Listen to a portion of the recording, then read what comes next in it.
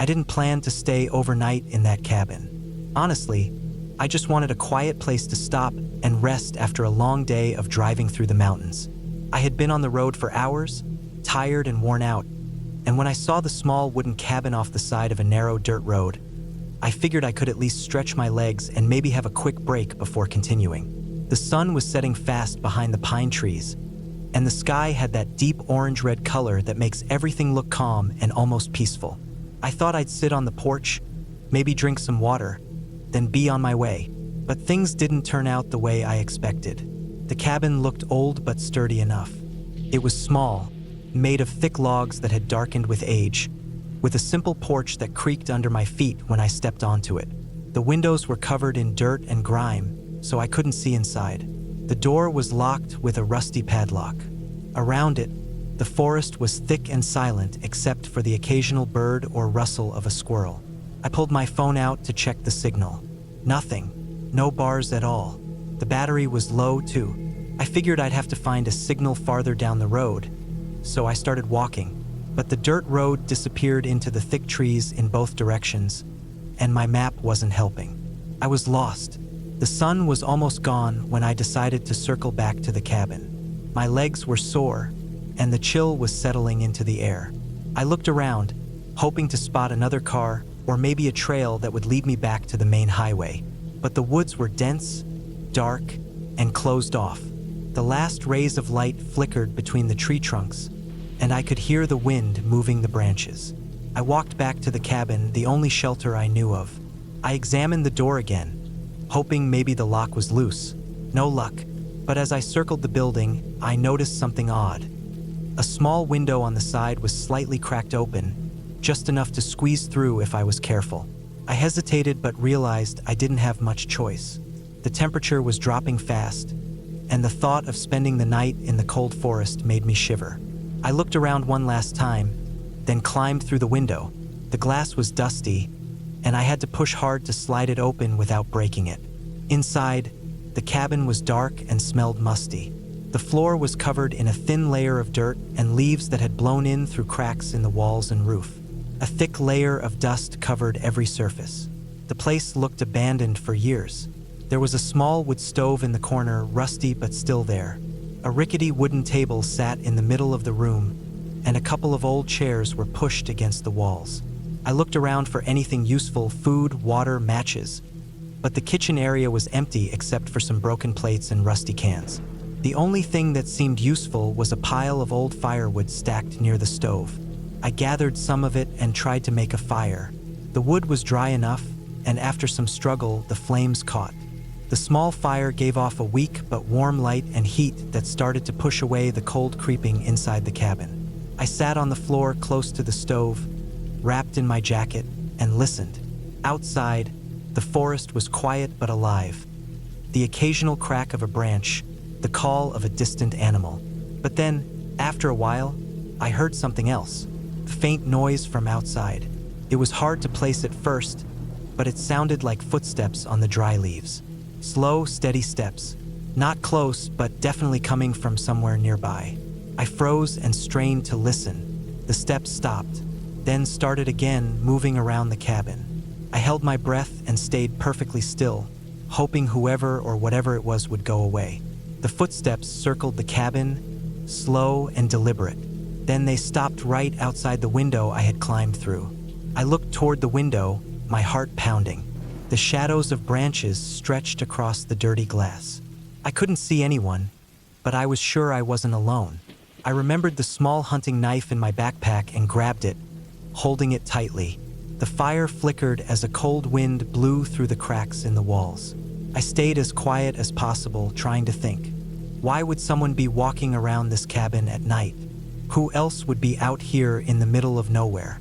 I thought of calling for help, but had no signal. I couldn't open the door, so I was trapped inside this tiny cabin with someone lurking outside. The footsteps moved again, slower this time, circling the cabin once more. Then they stopped, and I heard something else, the faint scrape of metal against wood. My mind raced. Could it be someone trying to break in? Maybe a hunter or some other person with bad intentions. Or worse, someone who didn't want to be found.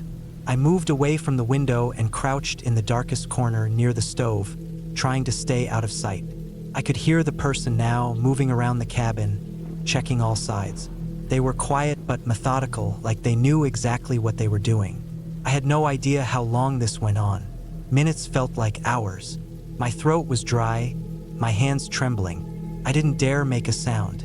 Then suddenly the footsteps stopped. Silence. The wind stopped. The forest seemed to hold its breath. Then came a sound that made my blood run cold. A low, slow scratching on the wooden door. Someone was trying to pry it open with a tool, a crowbar or something similar. The lock held, but the door shook with the force of each attempt. I grabbed the nearest heavy piece of wood, a broken chair leg, and prepared to defend myself. The door rattled again, then silence. I waited, heart hammering in my chest. Then footsteps again, moving away from the door around the cabin, slower this time. The person was giving up? Maybe, but I wasn't taking any chances. I sat down against the wall, keeping my knife and would close, eyes on every shadow. My mind tried to plan what I would do if the door gave way. The night outside was deep now, and the only light came from the dying fire. The temperature dropped even more, and my breath came out in cold puffs. I was exhausted but couldn't sleep. Then I heard something else, a faint voice, far away, calling out. It was so low I wasn't sure if I imagined it. It sounded like a man's voice, shouting or calling for someone. I listened closely. The voice grew louder for a moment, then disappeared into the forest. I realized the person outside wasn't alone. There might be more than one. That scared me more than anything else. The scratching at the door returned, more urgent this time. The lock started to give way under the pressure. I knew I had to act fast. I grabbed the heavy piece of wood and waited. The door suddenly burst open, and a man stepped inside. He was tall, wearing a dark jacket and a cap pulled low over his face. His eyes shone with a strange coldness. I swung the wood at him with everything I had. He caught it with one hand and shoved me hard against the wall. Pain exploded in my ribs, but I held on to the knife in my other hand. He moved toward me slowly. I could see his breath in the cold air. I thought he was going to hurt me, but instead, he stopped and looked around the cabin. Then he spoke, but I didn't answer. His voice was low and angry. He muttered something about stupid trespassers, and this is my place. I didn't understand. I realized then this cabin wasn't abandoned. Someone was living out here, hiding, and I had just stumbled into their territory. He told me I had to leave, not just now, but forever. He warned me not to come back, or worse things would happen. I nodded, not trusting myself to speak. He left through the door and slammed it shut behind him, locking it again. I waited for a long time, listening. When the footsteps finally faded into the night, I gathered what strength I had left and climbed out the window again. The forest was darker and colder than before. I knew I had to get out of there quickly. I ran, not looking back, until I found a small dirt road. I kept running until I saw headlights approaching on the main road. I flagged down a car and told the driver to take me to the nearest town. The police later told me that the cabin was owned by a man who had been hiding from the law for years. He had set traps around the property and was known to threaten anyone who came near. The man was arrested a few days later after a search, but the memory of that night stayed with me. I learned that sometimes the scariest things don't come from ghosts or monsters, but from real people hiding in the shadows, and you never know what kind of danger might be waiting in the most unexpected places.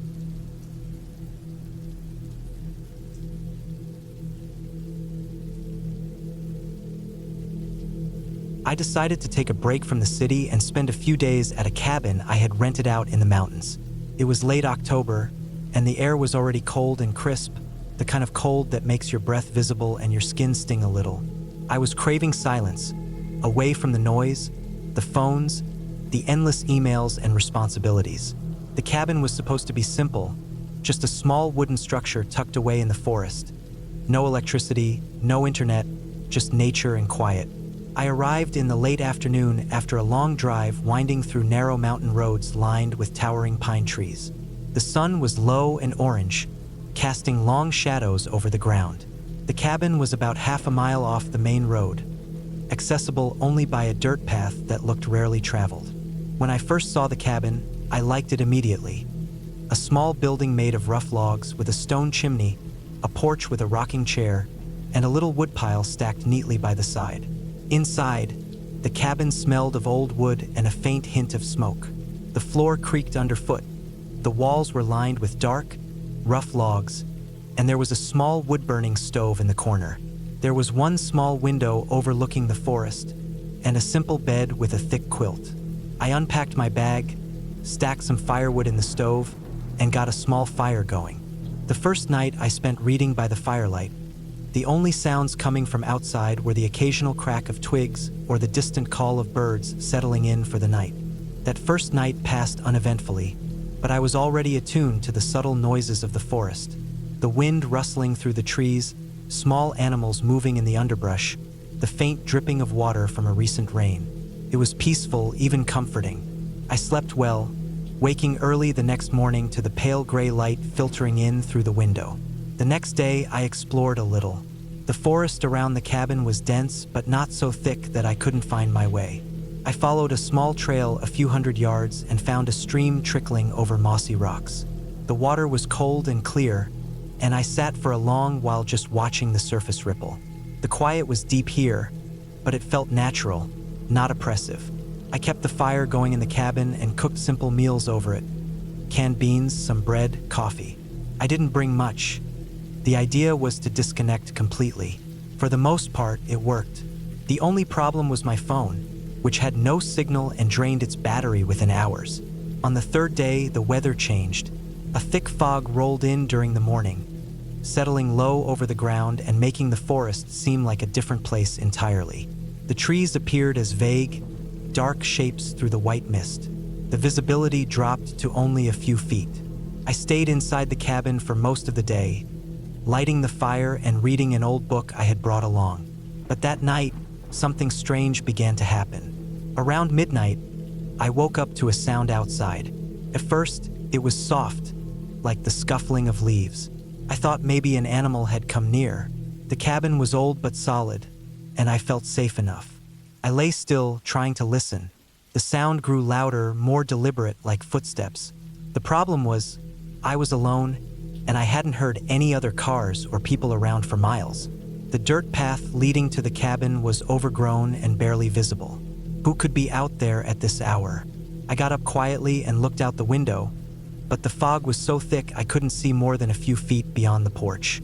The moon was hidden behind heavy clouds, making everything dim.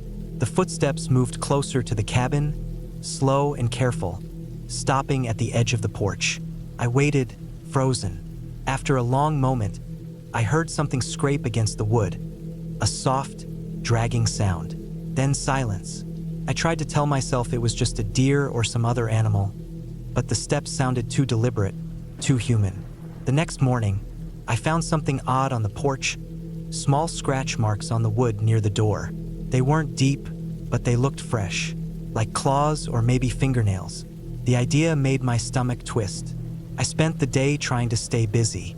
I gathered more firewood, chopped some with the old axe I found stacked near the woodpile. I was careful to keep the door locked and the windows shut tight. Still, the feeling of being watched didn't go away. On the fourth day, I decided to hike to the nearest ranger station about 2 miles away, just to check in and maybe get some news. I packed a small bag, locked the cabin, and started out through the fog. The forest seemed thicker here, darker. The fog hung heavy and cold, settling on my jacket and hair. As I walked, I noticed the footprints in the mud. 2 sets of boots, large and heavy, heading the same way I was. I had seen no one on the trail, but the tracks were fresh. Someone else had been here recently. I felt a flicker of unease, but told myself to stay calm. The ranger station was nearby and probably open during the day. When I reached the station, it was locked up tight. The sign said it was closed for the season. No one was around. I checked the windows and saw an empty office inside, dusty and quiet. I was starting to feel seriously isolated. As I turned to head back to the cabin, I spotted something strange by the edge of the parking lot. a bundle of old clothes and some cans of food, half buried in the dirt and leaves. They looked abandoned, maybe left by a hunter or a hiker. The clothes were torn, and the cans were dented and rusty. Something about the way they were dumped seemed careless, like whoever left them didn't want to come back. I shrugged it off and started back down the trail. The fog was thicker now, and the forest was strangely silent, like all the animals had gone quiet. I hurried my pace, wanting to get back before nightfall. Back at the cabin, I locked the door and drew the curtains. The silence was heavy, almost oppressive now. I kept the fire burning bright, chopping wood and stacking it near the stove. I was on edge, listening for any noise outside. That night, the sounds came again. Footsteps, slow and cautious, circling the cabin. I heard a soft knock at the door, almost inaudible but definitely deliberate. I didn't answer. I stayed still in the dark, watching the shadows outside the window. The fog was so thick I couldn't see anything clearly. After what felt like hours, the footsteps and knocking stopped. The forest fell silent once more. The next morning, I found something new on the porch. A crudely drawn symbol scratched into the wood near the doorframe. It looked like a circle with lines crossing it. Nothing I recognized. The scratch marks around it were deeper, as if whoever made it had used a knife or a sharp rock. That's when I realized I wasn't alone out here. Someone was watching me. Someone had been near the cabin multiple times over the last few days, moving silently through the fog and the trees. I spent the day packing up. The idea of spending another night there was unbearable. I wanted to leave before dark, get back to the safety of a town, people, and at least cell phone signal. As I loaded my bag and prepared to leave, I noticed something out of place near the woodpile. A small pile of stones arranged in a triangle. It wasn't natural. Someone had taken time to do this. The air felt colder, heavier. I picked up my backpack and locked the cabin door behind me. The walk back to the main road was tense. Every crack of a twig, every snap of a branch had me spinning around, heart racing. I didn't want to run because that would make noise, but I was moving faster than I wanted to admit. When I reached the dirt road, I saw tire tracks in the mud. They looked fresh, like a truck or SUV had passed recently. That meant whoever had been near the cabin could have left, but they could also be nearby, waiting. I didn't stop walking until I got to my car. The engine started on the first try, and I didn't even bother looking back as I pulled onto the main road and headed down the mountain. On the drive home, I thought about everything I had seen and heard. The footsteps, the marks, the abandoned clothes, the strange symbols. It wasn't the work of animals or the wind. Someone had been out there, stalking or watching. Maybe a hunter, maybe someone who lived off the grid and didn't want visitors. Maybe worse. I never went back to that cabin.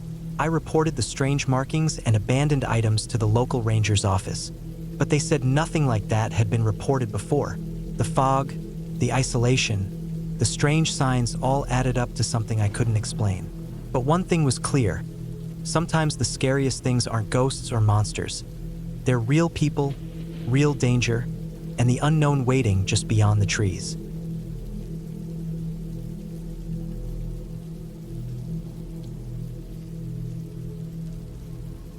I decided to spend a week alone at a cabin in the woods.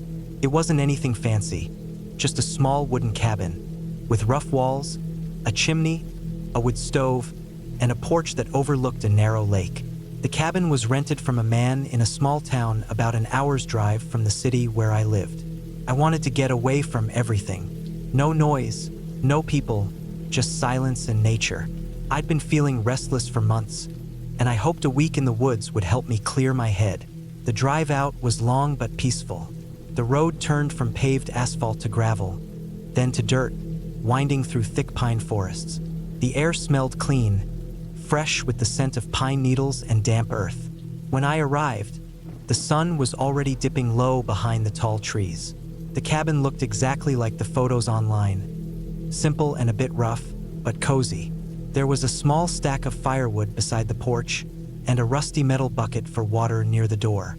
The lake was calm, reflecting the orange and purple colors of the sky. I unloaded my bag and set up inside. The cabin had a single room with a small bed in the corner, a wooden table with 2 chairs, a kitchenette with a tiny stove, and shelves stocked with some basic supplies. The wood stove was cold, but I was prepared with a pile of dry logs and matches. I lit a fire to warm the room before night fell completely. Outside, the sounds of the forest filled the air, birds chirping their last songs of the day, insects buzzing, and the soft splash of water as a fish jumped in the lake.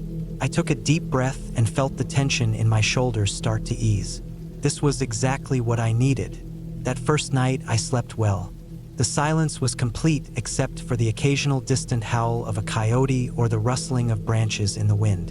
When I woke in the morning, the cabin was cold, so I quickly started the stove again and boiled some water for coffee. The sun filtered through the window, casting long shadows on the wooden floor. Outside, the forest looked alive with morning light. I spent the day exploring the nearby trails, taking pictures and writing in my journal. Everything was perfect. On the third day, things started to change. I noticed small signs around the cabin, footprints in the soft earth near the porch, broken twigs on the path leading to the water, and faint marks on the bark of nearby trees. The footprints weren't mine, and they didn't look like any animal tracks I knew. They were bigger, more like human footprints, but not fresh. They looked old and faded, like they had been there for days.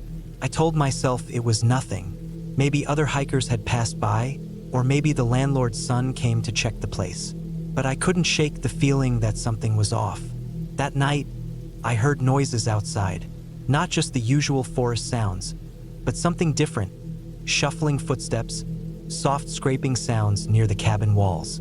I sat by the fire, gripping a large kitchen knife I had brought for safety. I stayed awake most of the night, eyes scanning the dark windows, ears straining for any sound. But morning came with no obvious sign of anything unusual. I decided to stay calm, reminding myself I was in a public area and there was no reason to be scared. The forest was a wild place, full of animals and nature's noises. Still, the feeling wouldn't go away. The next day, I tried to distract myself. I went fishing in the lake and prepared a simple meal of grilled fish on the stove. The sun was shining, the water was cool, and I could hear birds calling in the trees. But the shadows seemed longer now, and the wind felt colder than before. I found more broken branches and disturbed underbrush near the cabin, as if someone or something had been moving through the forest in my immediate area. I started locking the cabin door whenever I went outside, even though it had a simple latch. I felt exposed, vulnerable. On the fifth night, the fear became real. I was sitting on the porch watching the sunset when I heard a loud crack behind me. Turning quickly, I saw a figure moving through the trees, about 50 yards from the cabin. It was tall, dressed in dark clothes that blended into the shadows. I froze, heart pounding. I reached slowly for my phone, but there was no signal. The forest swallowed the sound of any call I might make. The figure didn't move closer but stood still, watching. I blinked, and it was gone. Just like that, my mind raced with possibilities. Was it a hunter, someone lost, or something else? I grabbed my knife and went inside, locking the door securely. That night, I barely slept. Every noise outside made me jump. The wind moaned through the trees, and the branches scraped against the windows. I kept the fire burning low and sat by the door, ready to defend myself if needed. When dawn came, I felt exhausted and tense. I debated leaving, but the cabin was a 2-hour drive from the nearest town. I didn't want to risk hiking through the forest alone in daylight without knowing what was out there. Instead, I stayed alert. During the day, I found more signs. Footprints circling the cabin, marks on the wooden porch steps where someone had tried to pry the door open, and a small pile of stones placed deliberately near the back window. The stones didn't look random, they seemed arranged. My stomach twisted with fear. Someone was definitely watching me. Someone had been close, waiting. I checked my supplies. I had enough food and water to last several days. The cabin was sturdy, the door held firm, and I had the knife for protection. But I knew I wasn't safe. Not really. That night, the sounds grew louder. Footsteps paced around the cabin, scratching noises, the crunch of leaves under heavy boots. I held my breath every time a sound came close to the door or windows. Suddenly, A loud bang shook the cabin. Someone had hit the door hard with something heavy. I gripped my knife tighter. Then another bang and another. Panic surged through me, but I forced myself to stay calm. I moved to the wood stove and grabbed a heavy iron poker. The banging stopped. The silence that followed was worse than the noise. I stayed awake until first light, watching every shadow and listening for any sign of movement. Morning came, pale and gray. Outside, the forest looked normal, but I knew it wasn't. I checked the door and found fresh dents and scratches on the wood. Someone had tried to break in. I realized I had to leave. Packing quickly, I gathered what I could carry and prepared to hike to the main road. I left the cabin quietly, stepping over broken branches and footprints that surrounded the clearing. The forest was thick, and the trail was narrow, but I kept moving fast, adrenaline pushing me forward. After about an hour, I reached the gravel road. I walked along it until I saw a car coming. I flagged it down and asked for help. The driver gave me a ride to the nearest town where I called the police. The police took my report seriously.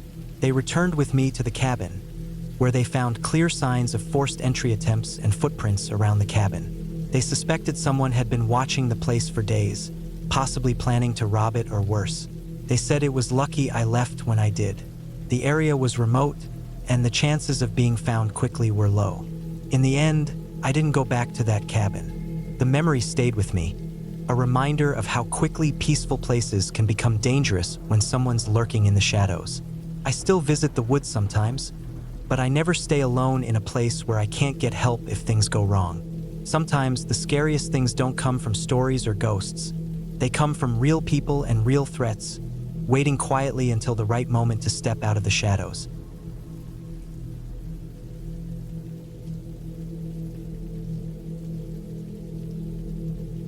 I'd always thought getting away from the city and spending a few days in the woods would be a great way to clear my head. The idea of a cabin in the middle of nowhere sounded peaceful, a break from the noise and the rush. I had no idea how wrong I was until I found myself stuck there, facing something I hadn't prepared for at all. It started with a plan. I found a small cabin listed online, advertised as rustic, quiet, off the grid. No Wi-Fi, no cell service, no distractions. Perfect for a week of reading, writing, and just getting some space. The place was about a 3-hour drive from the nearest town, tucked away in the mountains with nothing but trees and the occasional dirt road for miles. I packed light, some food, a first aid kit, a flashlight, and plenty of water. The road getting there was rough, full of potholes and rocks, but my car handled it. When I finally pulled up, the cabin was exactly as described. Small, with a porch and a woodpile stacked beside it. The windows were dusty but intact, and the door creaked a little when I opened it. Inside, it was basic. A table, a couple of chairs, a bed with a thin mattress, and a small wood stove. No electricity, no running water, just a hand pump outside for well water. It was going to be an adventure. The first 2 days were peaceful. I chopped wood to keep the stove burning, cooked simple meals on a small camping stove I brought, and read books by lamplight. During the day, I wandered through the woods, admiring how quiet it was, how fresh the air smelled, and how completely isolated I felt. At night, the only sounds were crickets and the occasional distant hoot of an owl. I was content. Then, on the third day, things began to change. I woke up early that morning because the wood stove had died out overnight. I decided to refill the stove before making breakfast, so I went outside to grab more wood from the stack. The sky was gray, a thick layer of clouds hanging low. It looked like it might rain soon. As I reached for a log, I noticed something odd on the ground, a set of footprints. At first, I thought maybe I had imagined it, but no, there they were, clear footprints in the soft dirt, fresh and leading away from the cabin toward the woods. They were too large to be mine. I hadn't seen anyone else arrive, and the nearest road was miles away. The prints looked like they belonged to someone wearing heavy boots. A cold shiver ran down my spine. I checked around the cabin perimeter, but there was no sign of anyone nearby. I told myself maybe a hunter or a hiker had passed by and left the prints. Still, it was unnerving. That day, I stayed inside more than usual. I kept the doors locked and windows shut tight. I checked the locks again and again. The wind picked up in the afternoon, and the rain started just after dusk. I sat by the stove, reading with the lantern casting flickering shadows on the wooden walls. In the middle of the night, I was woken by a strange noise. It was a scraping sound, like someone dragging something heavy across the ground. I froze. The sound came from just outside the cabin, close enough that I could hear every scrape and crack of a stick under weight. I didn't dare look outside. My heart pounded in my chest as I waited, holding my breath. After a few minutes, the noise stopped, and the silence returned.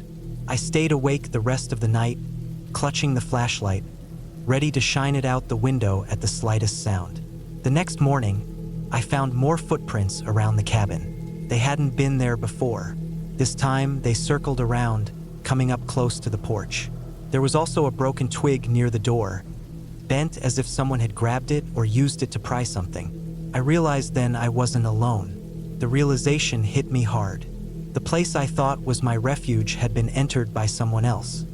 Someone who didn't announce themselves. There was no note, no sign of friendly intent. Just evidence that I was being watched, maybe even stalked. For the next 2 days, I kept my eyes open, but I never saw anyone. I stopped going into the woods. I barely left the cabin except to bring in firewood or water. I kept every door and window locked. I also started making noise during the day, banging pots and shouting occasionally, hoping to scare whoever was out there away. It didn't work. On the 5th day, when I stepped outside to check the woodpile, I saw something new. Another footprint, but this one was different. It wasn't a boot print. It was bare. A human foot pressed deep into the wet ground, and it led straight to the back of the cabin. My breath caught. How close had they gotten? I turned slowly to look behind me. Nothing but trees. No one in sight, but I felt eyes on me.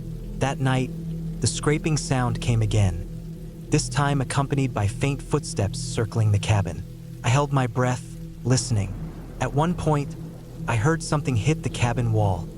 A rock, small but loud as it bounced on the wood. I was terrified, but I didn't want to give in to panic. I grabbed my phone to check for service. Nothing.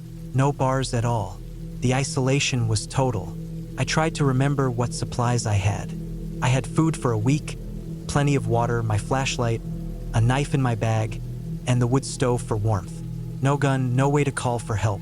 The next morning, I was determined to leave. I packed some essentials into my bag, planning to hike back to the main road and get out of there. But as I walked to my car, I saw it. The tires slashed, deep cuts all around, enough to keep me from driving anywhere. The car was useless. Panic surged. I was trapped. I ran back to the cabin and locked the door behind me. The prints were everywhere now. Around the cabin, on the porch, near the woodpile, even around the back door. Someone had been here all along. I spent the day trying to find something I could use to defend myself. The cabin was sparse.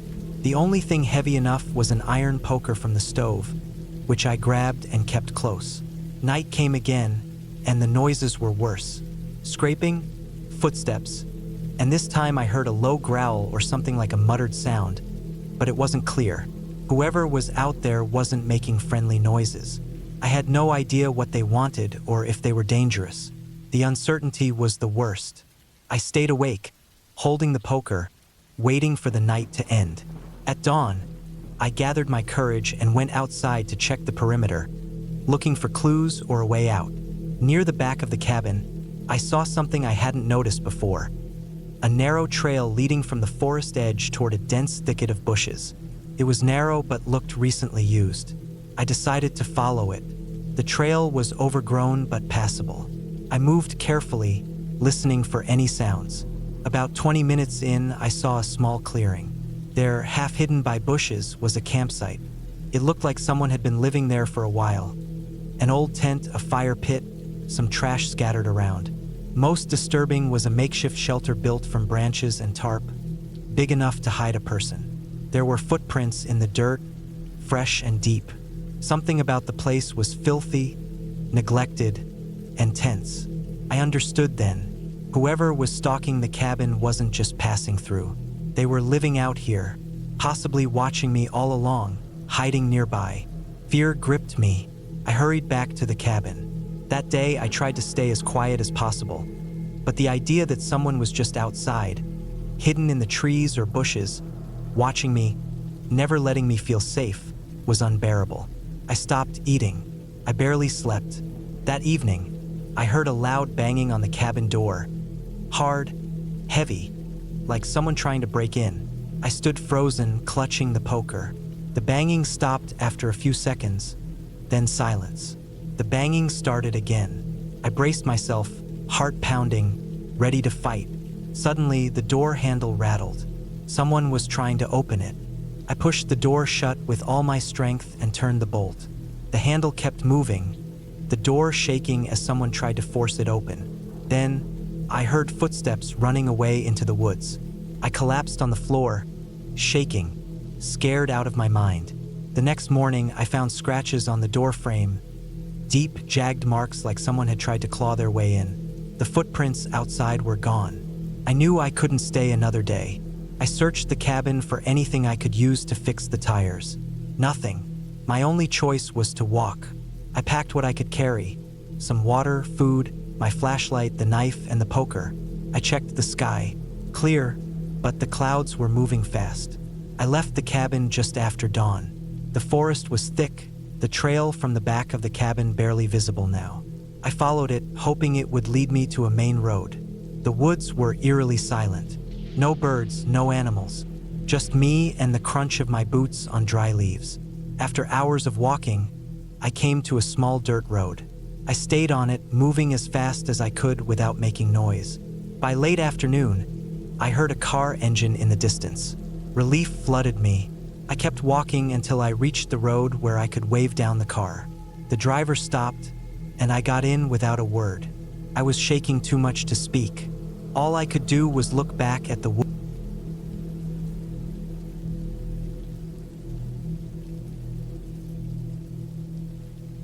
I've always liked being alone in the woods. Something about the quiet, the smell of pine, and the slow crawl of time makes me feel grounded. I guess that's why, every year, I try to get away from the city noise, the constant buzz of people, cars, and screens, and disappear into the forest for a few days. This time, I found a small cabin deep in the mountains, an old place that wasn't on any map or app, something I found mentioned in a forgotten hiking forum from years ago. It sounded perfect. The drive was long. I left early, before dawn, packing only what I thought was necessary: a sleeping bag, a few cans of food, water, some basic tools, and a flashlight. The road wound up into the hills, getting rougher the higher I went. At some point, the asphalt ended and I was on a narrow dirt path. No signs, no other cars, just the trees closing in on both sides like a wall. When I finally reached the cabin, it was already late afternoon. The sun was halfway down behind the thick pines, throwing long shadows across the forest floor. The cabin looked older than I imagined. It was small, maybe 2 rooms, made of rough logs darkened with age and moss creeping up the walls. The windows were dusty, the glass cracked in a few places, but the door was solid and shut tight. I parked my car under some trees nearby and started unloading. I didn't want to waste daylight, so I went straight inside. The smell hit me immediately: old wood, damp earth, and something faintly metallic, like rust or old blood. It wasn't overwhelming, but enough to remind me that no one had been here for a long time. The floor creaked under my boots. Dust floated in the beams of light coming through the windows. Inside, there was a stone fireplace on one wall, blackened with soot. The chimney looked like it hadn't been used in years. Against one wall was a small table, 2 wooden chairs, and a broken cabinet with missing doors. The other room was darker, the door barely hanging on its hinges. I didn't bother going inside yet. Outside, the forest stretched endlessly. No roads, no trails, just trees and the faint sound of a stream somewhere close by. The quiet was almost unnatural, like the forest was holding its breath. I set up my sleeping bag near the fireplace, stacked some dry wood I found outside, and started a small fire. The smoke curled lazily up the chimney, and the warmth spread through the room. It was peaceful at first, the kind of peace you only get when you're really alone. As night fell, the forest changed. The wind whispered through the trees, leaves rustling softly, but sometimes there was a sudden crack, a branch breaking or something bigger moving in the dark. I didn't see anything, but I felt watched. Not in a ghostly way, just that sharp awareness you get when you're somewhere you shouldn't be. The first night passed without incident, though I didn't sleep well. Every little sound made me jump. Around 2 a.m., I woke to a scraping noise outside, like something was dragging across the dirt. I froze, heart pounding. The sound stopped, then started again, slow and deliberate. I grabbed my flashlight, ready to check, but when I pulled the door open just a crack, there was nothing. No footprints, no broken branches, just the quiet forest. I chalked it up to an animal, maybe a deer or a raccoon, and went back to bed. But I couldn't shake the feeling that something wasn't right. The next day, I explored more. The area was thick with undergrowth, and the trees stood so close it was hard to see more than 20 feet. I followed the sound of the stream I'd heard, using it as a landmark to keep my bearings. The water was clear and cold, running over smooth stones. I knelt and drank some, the cold water waking me up. Back at the cabin, I noticed something strange. On the ground near the back door were fresh footprints. Not animal tracks, human, definitely boots, maybe work boots or something heavy. They came from the edge of the trees and stopped right at the door. There were no marks going away, like whoever was there left and came back in or disappeared without leaving a trace. I scanned the woods carefully, feeling exposed. The sky was still bright, so whoever had been here wasn't hiding well. But I didn't see anyone. I took out my phone to call, but no signal, no bars, just dead silence. The sun was setting again when I decided to lock up and stay inside. I piled more wood on the fire and sat close, listening. The scraping came again after dark, slower this time, and then footsteps moving just outside the window. I shined the flashlight toward the noise but saw nothing except waving branches and dark shadows. I wasn't scared yet, just cautious. I told myself it was probably a hiker or a hunter passing through. The woods could be used by all sorts of people. Still, the feeling in my gut was tightening. On the third day, I went further into the woods, trying to find a path or some sign of civilization. I was carrying my backpack, a small hunting knife in my belt, and the flashlight in case I stayed out too late. The trees thinned a little, and I found an old, broken-down fence, half buried in moss and dirt.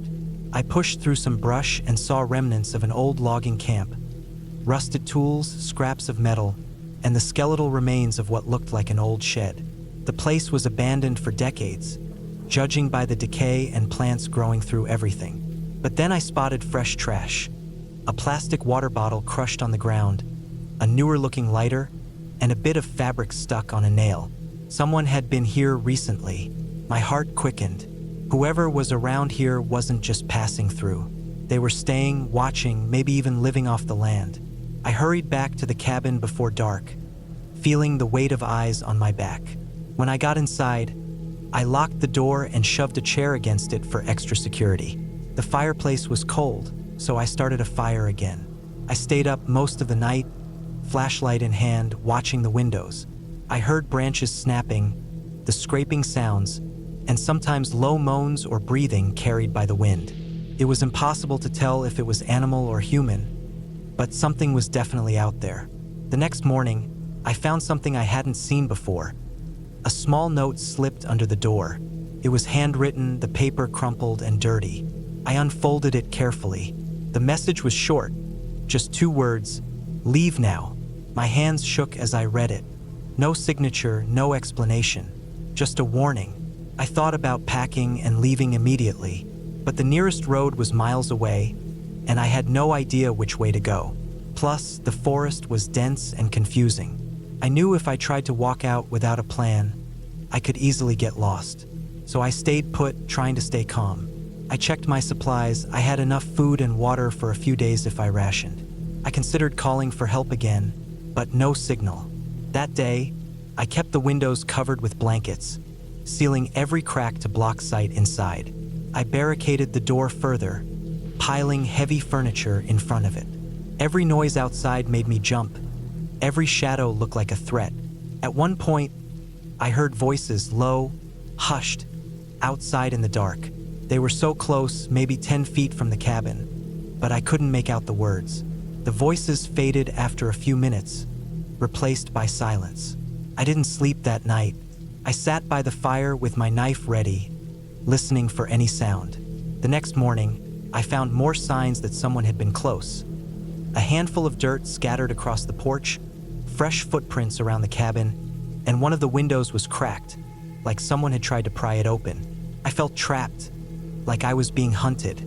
I spent the whole day watching the woods, trying to figure out what to do.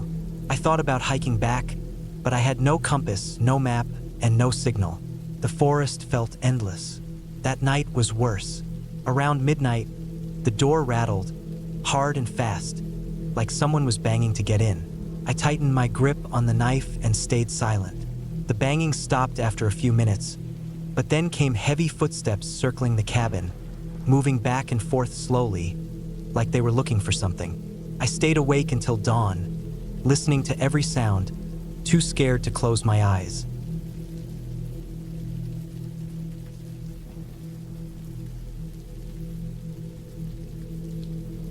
The late afternoon sun was fading as I pulled the old truck off the gravel road, dust swirling behind the tires.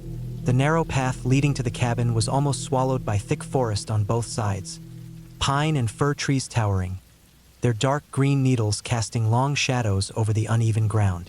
I had driven here many times before, but this trip was different. I wanted solitude, a place far from phones, people, and the constant hum of city life. The cabin was in the middle of nowhere, a tiny wooden shack my grandfather had built decades ago, now mine after he passed. I didn't want company or distractions, just a week to myself.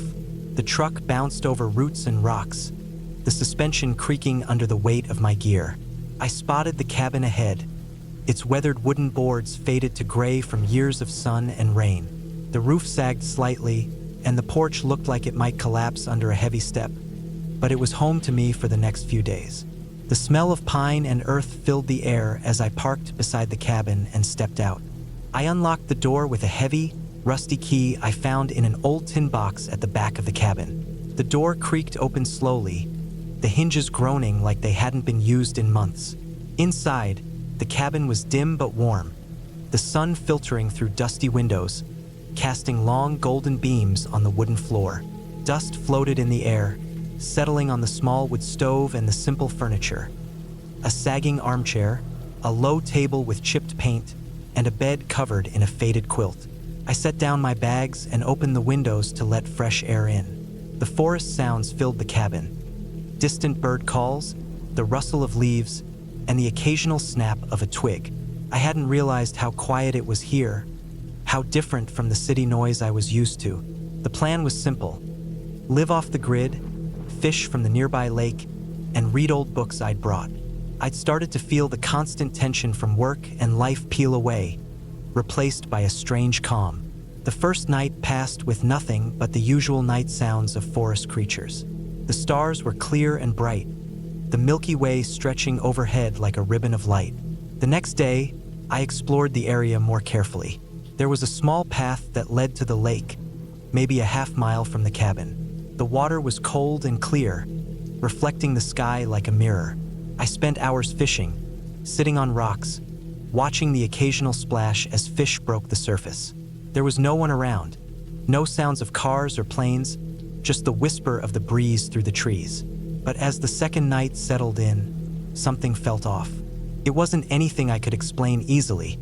No strange noises or shadows, just a creeping unease I couldn't shake. I double-checked the locks on the cabin doors and windows before going to bed, the old wooden floor creaking beneath my steps. On the third day, I found something strange near the lake. Half buried in the mud was a small piece of fabric, dirty and torn. It looked like part of a jacket or shirt, but I didn't recognize it. I kept it with me, thinking maybe it was from an animal or an old piece of camping gear left behind by someone else. Later, while gathering firewood, I noticed something else.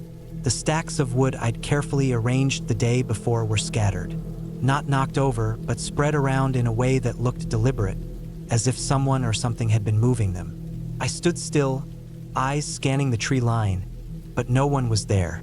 The wind was calm, and the only sounds were my breathing and the distant water lapping against the shore.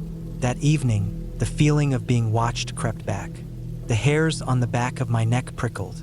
I checked the area around the cabin with my flashlight. Nothing was there. No footprints, no signs of animals large enough to cause the disturbance. Still, the woodpile remained scattered, like a puzzle that wasn't finished. I decided to sleep with the cabin door locked and a small hunting knife on the bedside table. The nights were cold, and I wrapped myself in the quilt, my mind spinning with small worries. On the fourth day, I woke early and headed to the lake again. While fishing, I caught a glimpse of movement near the far shore. A figure crouched low, hidden among the trees. I blinked, but it was gone when I looked again. No boats, no people I could see. Back at the cabin, I noticed fresh footprints in the mud near the back door. They were large, heavy, and uneven, definitely not animal prints. The pattern was strange, almost like someone was trying to walk quietly but kept stumbling. I felt my heart race and immediately checked the cabin's perimeter. The woods were silent except for the wind. The sun was still high, but I decided to stay inside for the rest of the day. That night, I heard something outside, a faint scrape, like someone dragging a heavy object across the ground. It stopped suddenly. I sat up, straining to listen. The cabin felt small and fragile against the vast darkness outside. I didn't sleep well. The next morning, I found deep scratches on the outside of the cabin walls, long and jagged. They hadn't been there before. The wood was gouged, as if something with claws had attacked it. My mind raced. Could it be a bear? But bears don't usually attack structures like this, and the scratches were too high in places. I thought of mountain lions, but I'd never heard of them damaging cabins like this. I spent the day reinforcing the cabin as best I could with spare boards and nails I found in the shed. I also set up some traps with cans and string to alert me if someone tried to sneak close. As night fell, I realized I had to accept something. I was not alone out here. Whether it was an animal or a person, something was watching, maybe waiting. On the fifth day, I woke early to the sound of the firewood pile crashing down again. The traps I set had been triggered. Cans lay smashed on the ground. My blood ran cold. Whoever or whatever was doing this was bold, moving around close to the cabin. That morning, I decided to explore further along the path to see if I could find any clues. About a mile in, I found a small clearing with a makeshift campsite. There were remnants of a fire pit, a torn tarp, and more scraps of clothing similar to what I found at the lake. Nearby, I spotted old footprints, heavy boots, leading into the trees, away from the cabin. They looked recent, maybe from the past few days. I felt anger and fear mixing inside me. Someone had been living near the cabin without my knowledge. The idea made my skin crawl. I hurried back to the cabin, eyes peeled for movement. I locked the doors again and spent the evening checking my supplies and weapons. That night, the noise came again, not from the forest but from the roof. I heard slow, heavy footsteps above me. The cabin was old and had a small loft, but no easy way to get up there from the outside. I grabbed my flashlight and a metal pipe I kept nearby and went outside, shining the light on the roof and the trees around me. Nothing. No footprints on the roof, no signs of climbing. The footsteps stopped. The silence that followed was worse than any noise. I sat awake until dawn, too tense to close my eyes. By the sixth day, I knew I couldn't stay in the cabin without a plan. Whoever had been near here might be watching right now. I gathered my gear and prepared to leave, but the truck wouldn't start. The battery was dead. My heart sank. I was stuck. I searched the cabin for anything to fix the truck, but I had no tools or parts. The nearest road was miles away. The forest around me suddenly felt like a trap. That evening, as the sun dipped low, I noticed fresh footprints leading right up to the cabin door again. This time they were different, smaller, lighter, almost careful. I stared at them for a long time. I barricaded the door as best I could with furniture and boards.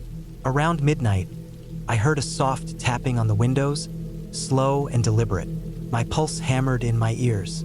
I stayed silent, holding my breath, clutching the metal pipe. The tapping stopped. The rest of the night was unbearable. Every shadow outside seemed alive, every sound magnified. I kept thinking about what might be out there, watching, waiting. Morning finally came, and with it a strange calm. I checked outside. The barricades were still in place, but the footprints were gone. The battery was still dead, but I remembered a trick my grandfather taught me. Sometimes cold weather kills batteries, but if you jumpstart it with another vehicle, it might start. There was no other vehicle here, but I could try to push it down the hill toward the main road, then flag someone down. I spent the day pushing the truck down a gentle slope, resting often. It was exhausting. The forest around me felt oppressive, but I forced myself to focus. By late afternoon, I reached the gravel road. I waited, waving for hours, but no cars passed. I spent the night beside the truck, locked inside, listening to the dark. The next morning, a pickup truck finally came by. I ran waving my arms until it stopped. The driver looked concerned but helped jumpstart my truck. I drove away fast, looking back only once at the dark woods that had held me captive for a week. In the weeks after, I kept thinking about what had happened. There was no clear explanation.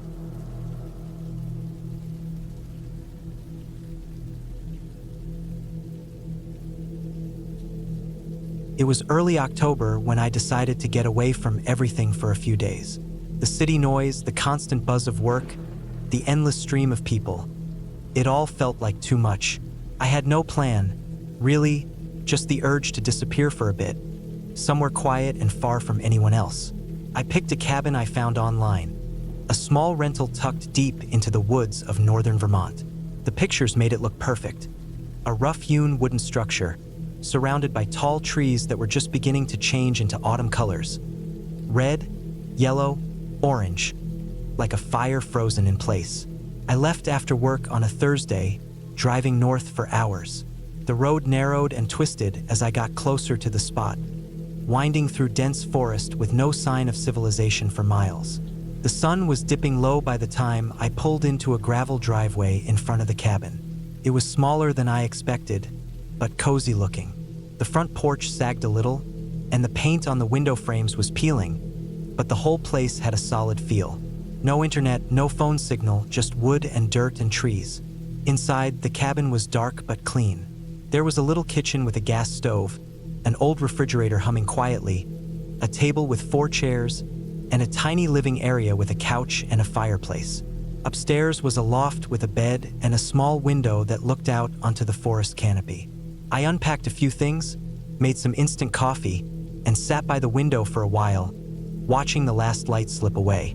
The first night was quiet, almost peaceful.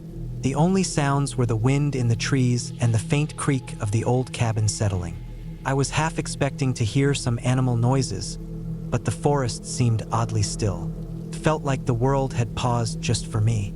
The next day, I explored a bit. I followed a trail behind the cabin that led into the woods. The trees were thick, their branches tangled high above, and the ground was covered in crunchy leaves. The smell of wet earth and pine was strong. I walked for a couple of miles, just breathing in the quiet and feeling the cool air on my face.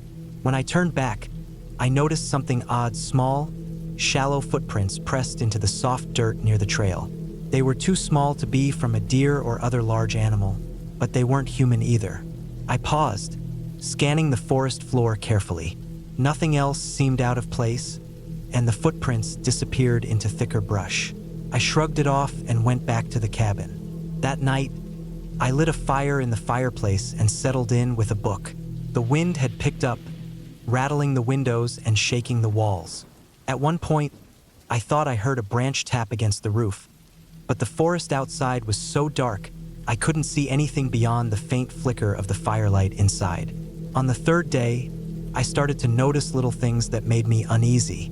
The front door, which I was sure I'd locked tight before going to bed, was slightly ajar when I woke up. I was certain I had closed it all the way because I remembered the click of the old rusty latch. But the door was open just enough for a sliver of cold morning light to seep inside. The cabin wasn't warm, and the cold air bit at my skin. I closed the door firmly and checked the locks again. Nothing seemed disturbed inside. Later, when I went out to gather some firewood, I found a pile of sticks and small branches laid neatly in a circle near the edge of the clearing behind the cabin. It looked like someone had tried to make a campfire, but it was old, maybe a few days or a week, and completely unused. There were no footprints around it this time, no sign anyone had been there recently. Still, it didn't make sense. If someone had been here, why leave a fire like that, and why not leave any other trace? That evening, the wind blew harder. The trees groaned, and the branches scratched against the cabin like fingernails on wood. I kept the fire going longer than usual, trying to push away the chill that had settled in my bones. Around midnight, I woke to a sudden sound, a soft thud, like something heavy hitting the side of the cabin. My heart jumped, and I sat up quickly, listening. Nothing else followed. I got out of bed and crept to the window. The moon was a thin crescent, barely lighting the forest beyond. I scanned the dark trees, trying to see anything moving, but there was nothing. I stayed there for a long time, frozen in place, until finally the silence settled again. The next morning, I found more strange signs. On the porch steps, someone had left a single, clean stone, smooth, round, about the size of a fist. It hadn't been there before. I was sure of it. I'd walked those steps at least 3 times since I arrived, and the stone wasn't there. I looked around for footprints or tire marks or anything unusual, but the forest floor was scattered with leaves, and everything looked the same. It was like the stone appeared out of nowhere. I picked it up, turning it over in my hand. There was nothing written on it, no marks, no stains, just cold and smooth. That day, I felt watched. I kept glancing over my shoulder, but no one was there. When I was in the loft, I thought I heard soft footsteps below, but when I checked, the cabin was empty. I wasn't imagining it. The sounds were real. I just didn't know what they were. That night, I barely slept. Every time I dozed off, I woke to some noise, a rustle outside, the creak of wood, the soft scraping of something against the wall. I kept the fire burning low and sat by the window, staring out into the dark, waiting for dawn. When morning finally came, I decided to pack up and leave. Something was wrong here. The quiet had turned into a weight, pressing down on me. The woods no longer felt like a refuge. They felt like a trap. I started loading my gear into the car, checking every corner of the cabin one last time. Then outside, I noticed footprints, fresh ones, human, barefoot, muddy. They circled around the cabin's clearing, weaving between the trees, then disappeared back into the forest. I followed them a few steps, but they faded into the leaves and dirt, lost in the thick woods. The strangest part was how close they came to the cabin but never went right up to the porch or front door. It was as if whoever made them was keeping watch from a distance, waiting or watching without making their presence known. I jumped into my car and started the engine. The gravel driveway cracked and rattled under the tires as I pulled onto the road. The engine sounded louder than usual in the still air, and I felt the hairs on the back of my neck stand up. As I drove away, I kept glancing in the rearview mirror, watching the cabin grow smaller behind me. When I looked again, I thought I saw a figure standing near the edge of the trees, just beyond the clearing. The figure didn't move and was too far to see clearly, just a dark silhouette against the lighter sky. I didn't stop until I reached the next town, a small place with a gas station and a diner. I sat in the car for a long time, hands gripping the wheel, heart still pounding. I thought about calling someone, the police maybe, but what would I say? That someone had been watching me in the woods? That I found weird signs but never saw who left them? I spent the rest of the day in the town, avoiding going back into the forest. When I finally did return home, I made sure to double-check my locks, and I kept the lights on all night. It's been a few weeks since then. I haven't gone back to that cabin, and I don't plan to. I called the rental company and asked if anyone else had stayed there recently, or if anyone reported anything strange. They said no. The cabin was booked last month, but not recently, and there were no complaints. I'm not sure what I encountered there. It wasn't a ghost or a monster or anything supernatural. It was something real, and that's what scares me the most. Someone was out there watching, waiting. Maybe they wanted to scare me away. Maybe they had been living in the woods near the cabin, unseen for who knows how long. The forest can hide a lot. It's easy to feel safe when you're alone in nature. But it's also easy to forget that nature doesn't just mean trees and animals. It means people too. People who might not want to be found. People who watch without being seen. Now, when I think back to those nights in the cabin, the cold air, the strange sounds, the footprints in the dirt, I remember how small and vulnerable I felt. And I realized that sometimes the scariest thing is not what you see, but what you know is out there, just beyond the trees, waiting in silence.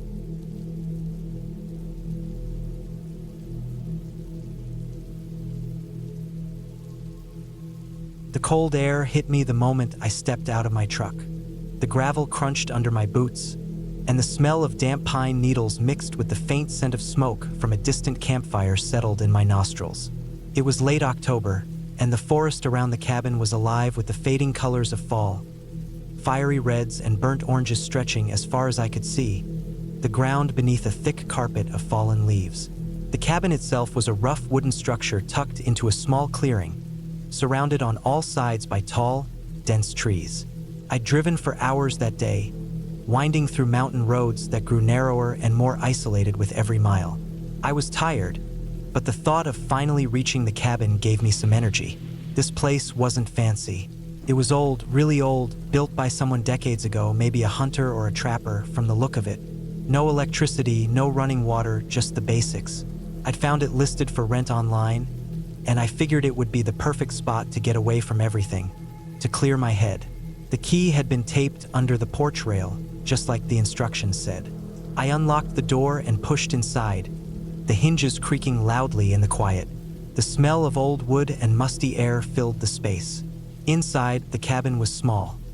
A single room with a wood stove against the back wall, a rickety table with 2 chairs, and a bed pushed into the corner. The windows were grimy but let in enough light to see the dust floating in the air. It wasn't much, but it was mine for the next 3 days. I dropped my backpack by the door and moved toward the stove. There was a small pile of firewood stacked neatly nearby, and a few matches on the table. I set to work lighting the fire, the flame catching quickly and casting a warm glow around the room. Outside, the wind picked up, rattling the windows and causing the trees to sway. It made the cabin feel small and vulnerable, like it was just a thin barrier between me and the wild. I pulled off my jacket and settled in with a can of beans I'd brought, heating it on the stove while I watched the shadows stretch across the walls. The silence was thick, the kind you don't get in the city or even in the suburbs. It was the silence of being truly alone in nature. I planned to spend the first day hiking, maybe checking out some trails I'd read about nearby. But by the time I finished eating, the sun was dipping low, and the chill in the air had deepened. I stepped outside, wrapped in my jacket, to take a quick look around. The trees pressed in close, their branches scratching at the sky, and the ground was uneven and covered with dead leaves. On my way back to the cabin, I noticed something strange near the edge of the clearing. A series of small, broken branches, like something heavy had pushed through the underbrush. The marks didn't look recent, but I couldn't tell how old they were. It was probably nothing, just an animal trail, deer or maybe a bear. I shut the door behind me, the lock clicking into place, and tried to push the uneasy feeling out of my mind. The fire crackled, and I piled more wood on it. Darkness crept through the windows, thick and impenetrable, and I realized how far away I was from everything. The first night passed without incident. I slept on the narrow bed, the sounds of the forest echoing around me. The rustle of leaves, the distant hoot of an owl, the occasional snap of a twig. In the morning, I woke early, the weak sunlight filtering in and casting long shadows across the floor. I decided to explore the area more carefully. After breakfast, I grabbed my backpack, filled my water bottle, and stepped outside. The forest was different in daylight, less ominous, more alive. Birds flitted between the branches, and the crisp air was fresh and cool. I followed a narrow path I'd spotted yesterday, winding deeper into the woods. For hours, I wandered, taking in the sights and sounds, watching squirrels dart through the trees and listening to the steady crunch of my boots on the dry leaves. The trail eventually opened up onto a small stream, the water clear and cold, trickling over smooth stones. I knelt by the edge, cupping my hands to drink. The cold shocked me awake. I didn't see anyone else the whole day. No other hikers, no campers, just me and the forest. As afternoon faded into evening, I headed back to the cabin, the weight of solitude settling on me once again. The sun dipped below the treeline, and the temperature dropped quickly. That night, as I lay in bed, the fire almost burned out, I heard something, a faint noise outside, like a soft thump, followed by a rustling in the underbrush. My heart jumped. I told myself it was probably a deer or a raccoon. Still, I got up and checked the windows. The forest was black beyond the glass, but there was movement, a shadow slipping between the trees. I locked the door again and went back to bed, but sleep didn't come easily. Every small noise made me tense, waiting for something to happen. Eventually, exhaustion took over. The next morning, I found the front door scratched. Not deeply, but enough to leave marks on the wood. My stomach tightened. I'd never thought much about how isolated this place was until now. The cabin was miles from any road, and cell service was spotty at best. If something went wrong, help wouldn't come quickly. I spent the day trying to shake off the feeling of being watched. I stayed near the cabin, gathering firewood, checking the perimeter. The forest was quiet except for the occasional bird call. I found more broken branches and flattened underbrush signs near the back of the cabin, closer than before. It wasn't animal behavior. It looked like someone had been moving around there. That night, the wind was stronger, howling through the trees like a warning. I stayed up late, sitting by the fire with a kitchen knife in my hand. The dark outside felt alive. Around midnight, I heard footsteps, soft, deliberate, coming from the woods near the cabin. I froze, heart pounding, straining to listen. The footsteps stopped just outside the clearing. Then silence.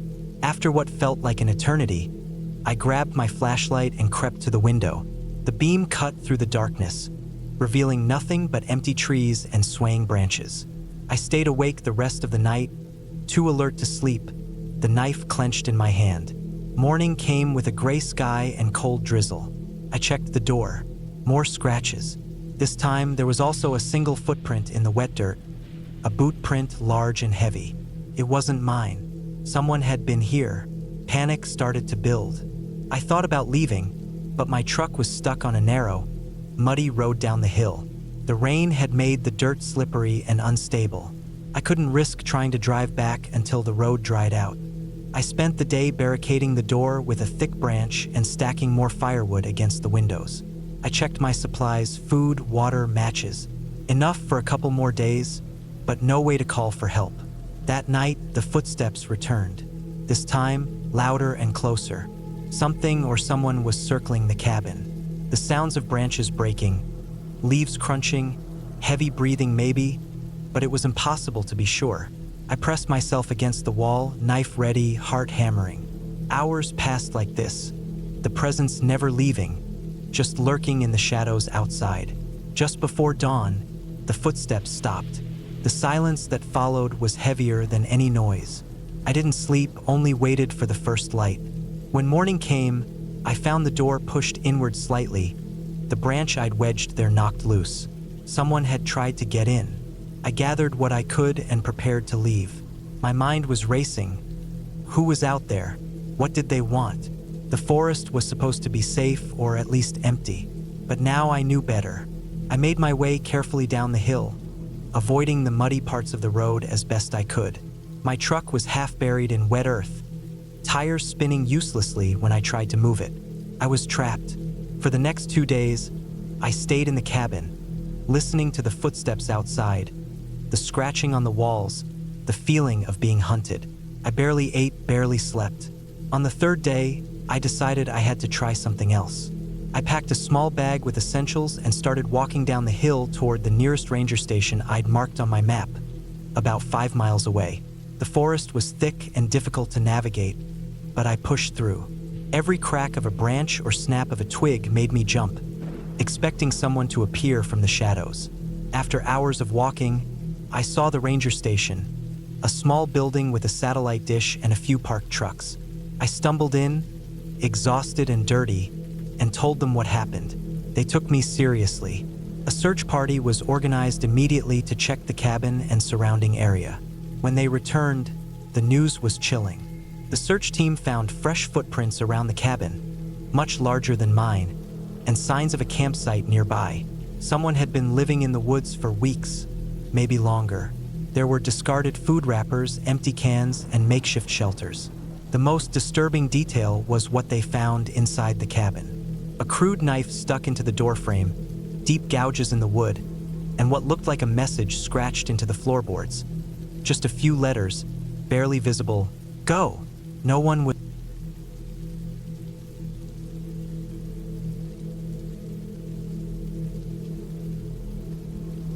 The sun was dipping low behind the thick pine trees as I pulled my old Jeep onto the narrow dirt road leading to the cabin. I had found the place listed online, a little outpost tucked deep into the forest, far enough from the nearest town to feel completely isolated, but close enough that help wasn't impossible to get. I wanted a weekend away from everything. No city noise, no internet, no distractions. Just me, the woods, and an old cabin to sleep in. The drive was slow and bumpy. The road was littered with potholes, tree roots cracking through the dirt, and dead leaves crunching under my tires. The forest felt dense, the trees growing thick and tall, their branches weaving into a dark canopy that blocked much of the fading light. I'd been here once before, years ago, when I was younger and camping with friends, but never this deep in the woods and never alone. The quiet felt heavy. I parked beside the cabin just as the last glow of daylight disappeared. The cabin was small, simple, rough wooden planks, a stone chimney with no smoke rising, and a narrow porch with 2 creaky chairs. It looked like it hadn't been used in months. The door was unlocked, just as the listing said. I stepped inside and was hit by a strong smell of damp wood and dust. The air was thick and stale, but it was still shelter. I set my bag down and started to unpack. Inside, the cabin was sparse but functional. A small kitchen area with a rusty old stove, a worn wooden table with 2 chairs, a narrow bed against the wall covered with a faded blanket, and a fireplace with some old blackened logs. There were no lights except for a single bulb hanging from the ceiling, and the windows were dirty but intact. I found a box of matches and a small lantern on the shelf, which I lit carefully. The yellow light flickered across the rough walls and cast long shadows. I spent the first hour gathering firewood outside. The forest floor was thick with dry branches and fallen logs, perfect for a fire. The cold was settling in quickly, and the wind whispered through the trees, making the cabin groan softly. I built a decent fire in the hearth and sat close to the warmth, feeling the rough heat on my face as the smoke curled up the chimney. Dinner was simple: canned beans heated over the stove, dry bread, and a bottle of water. I ate quickly, too restless to savor the meal. Outside, the night was complete. No distant city lights, no sounds of cars or planes, just the crackling fire and the soft rustle of leaves. After dinner, I stepped outside for a moment, letting the cold air fill my lungs. The moon was just a thin crescent, barely lighting the dark forest around me. The stars were sharp, twinkling above the treetops, but the woods felt huge and endless. I could hear small animals scurrying in the underbrush, a rabbit maybe, or a raccoon. Somewhere in the distance, an owl hooted softly. I went back inside, locked the door, and sat by the fire with my journal and a pen. Writing calmed me, made the silence less heavy. But even with the fire glowing, I felt eyes on me, like the forest was watching. It was a silly feeling, but it stuck. I checked my phone, no signal. I knew that going in, but it added to the sense of being completely cut off. I had told no one exactly where I was, wanting to escape. But now, alone in this dark cabin, I started wondering if that was wise. The wind picked up, rattling the windows. I covered the cracks with old towels I found in a closet, hoping to keep the chill out. The fire burned low, and I refilled the lantern with oil. The cabin was so quiet that even the smallest sounds seemed loud. The creak of the floorboards, the snap of a twig outside, the distant howl of a coyote. I tried to sleep, but the bed was hard and uncomfortable. I lay awake, listening. At some point, I thought I heard footsteps outside, slow and deliberate. I froze, heart pounding. But after a while, the sound faded. Maybe it was just my imagination or an animal moving around. Morning came with weak, gray light seeping through the grimy windows. I felt stiff and cold, but the fire had burned down to ashes. Outside, the forest looked different in daylight. Less threatening, but still dense and wild. I made coffee on the stove, its bitter smell filling the cabin. Outside, I planned my day, explore the nearby trails, gather more wood, and maybe fish in the stream I'd spotted earlier. As I stepped outside, I noticed the ground was soft and muddy from last night's rain. I walked toward the small creek that cut through the forest about a quarter mile from the cabin. The water was clear and cold, trickling over smooth rocks. I fished with a simple line I had brought, but caught nothing. The forest was alive with birdsong and the occasional rustle of leaves. By afternoon, I decided to explore a bit deeper into the woods. The trees grew even closer, and the path became less clear. I found an old, broken fence covered in moss, and what looked like the remains of a small clearing. There was a faint smell of smoke, but no fire.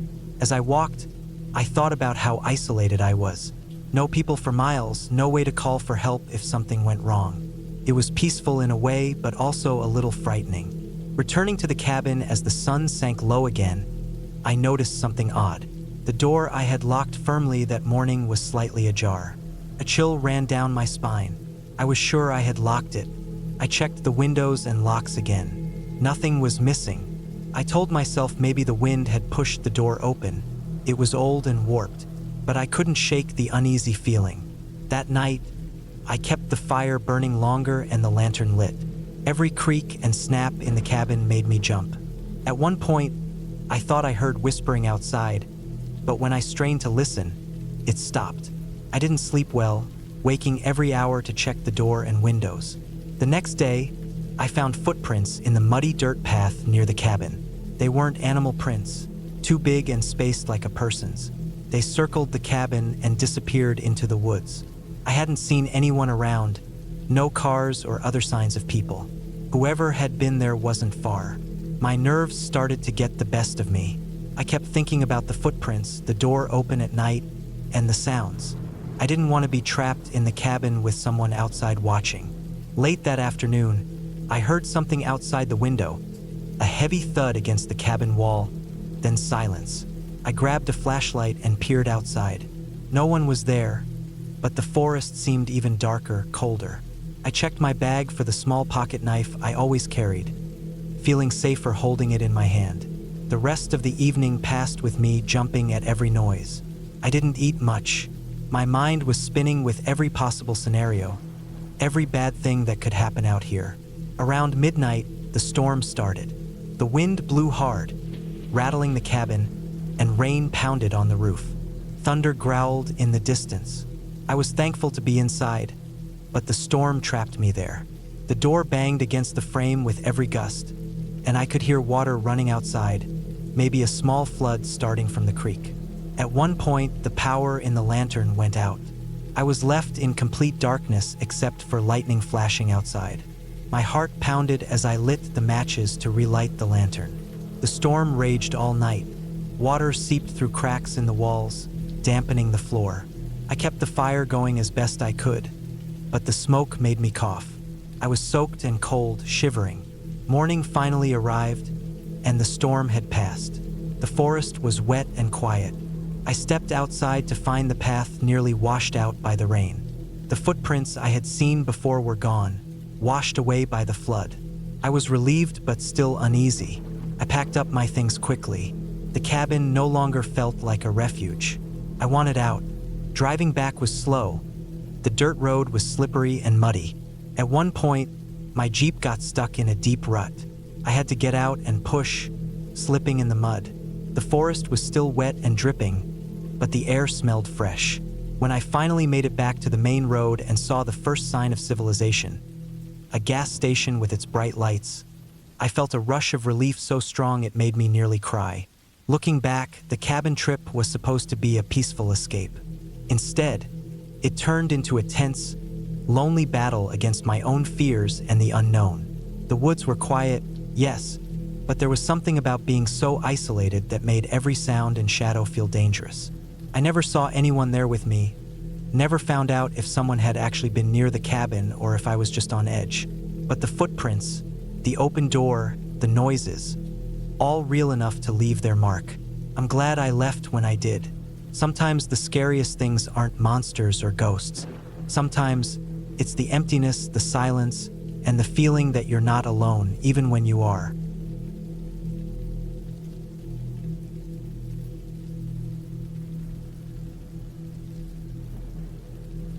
I never planned to spend a night at that cabin. It was something I fell into more by accident than by choice. I'd been driving late at night through the mountains, trying to get back to the city after a weekend hiking trip with some friends. We had all left early, but I had stayed behind to pack up and finish a few things. The drive back was supposed to be straightforward, but a wrong turn on a sketchy forest road led me deep into the woods, far beyond where I wanted to be. It was past midnight, the sky dark and thick with clouds, hiding the stars and moon. The only light came from my car headlights cutting through the thick trees lining the narrow dirt road. I didn't know where I was. My phone had no signal. The GPS was useless. I wasn't worried at first.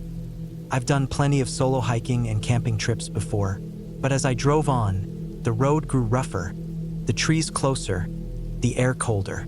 At some point, the dirt road ended at a small clearing. There was a single cabin there, made of weathered wood, dark and old. I could barely see it in the dim light, but the faint shape was unmistakable. It looked abandoned. No smoke from a chimney, no lights inside, just the lonely silhouette of a cabin sitting in the middle of nowhere. I felt a knot tighten in my stomach as I stepped out of the car. The wind was quiet, just the soft rustling of dead leaves and the occasional distant call of an owl. The air smelled like pine and damp earth. I tried the car door again. It was stuck. The key had broken off inside the ignition. Great. No phone, no GPS, and now a busted car in the middle of nowhere. I decided I had no choice but to stay at the cabin until morning. I had a small backpack with some food, a flashlight, a pocket knife, and a lighter. The cabin looked like it had been empty for years, but it was the only shelter I could find. The front door creaked when I pushed it open, the hinges groaning like a tired old animal. Inside, the air was stale, thick with dust and the smell of mold and rot. The floorboards creaked beneath my feet, and cobwebs hung from the corners. The cabin was small, maybe 2 rooms. The main room had a rusty stove, a broken table, and some scattered broken furniture. The second room was a tiny bedroom with an old mattress stained and torn. There was a cracked window with a curtain ripped in half. I looked around, my flashlight beam cutting through the shadows, but nothing looked usable for starting a fire or fixing the car. No kindling or dry wood inside, just dirt and dust. I sat on the mattress, my back against the wall, trying to think of what to do next. The night stretched on, and the silence around the cabin was heavy. Not the kind of silence you get in a city or a crowded place, but a complete, total quiet that pressed against your ears. The forest seemed to be holding its breath. Every small sound, a twig snapping, a branch tapping against the cabin, felt amplified in the stillness. After a while, I decided to check the outside of the cabin more carefully. Maybe there was some firewood or something I could use to make a signal or keep warm. I took my flashlight and stepped outside again. The ground was soft and damp underfoot. Around the cabin, fallen leaves and pine needles covered everything. There was no clear trail or path leading away, just thick forest stretching in every direction. Near the back of the cabin, I found a pile of old logs stacked against the wall. They looked dry enough to burn, but when I tried to lift one, it crumbled in my hand. They were rotten and brittle, no use for a fire. I looked around for any rocks or anything sharp to use as a tool, but found nothing better than my pocket knife. As I turned to head back, I noticed footprints in the dirt. They were fresh, a single set, leading away from the cabin into the trees. They looked like boot prints, large and deep. My heart jumped. I wasn't alone out here. Whoever had been here left not long ago. But why? And were they coming back? I shined my flashlight into the forest, but saw nothing except darkness and shadows. The night seemed to stretch endlessly. I was cold, tired, and hungry. I tried to settle in the cabin, but every creak or groan from the old wood made me jump. The wind started picking up, rattling the window frames and sending dead leaves swirling around outside. I covered myself with an old, moth-eaten blanket I found in the bedroom and tried to sleep. But sleep didn't come easily.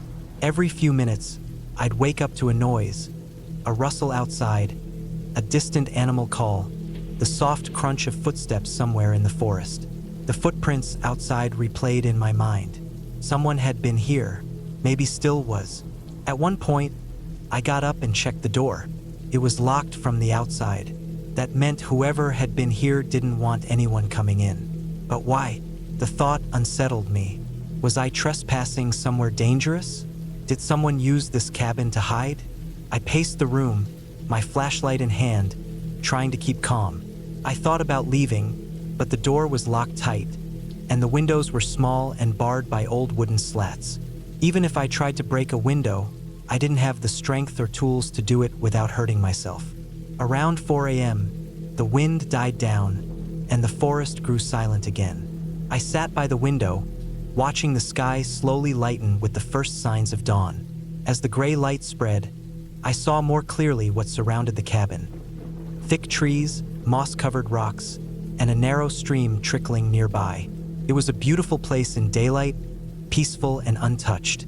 I decided to explore the area near the stream, hoping to find something useful: food, a way to get water, or even a trail leading back to the main road. I left the cabin quietly, my flashlight off now that the sun was rising. The forest was damp and cool, the ground soft beneath my boots.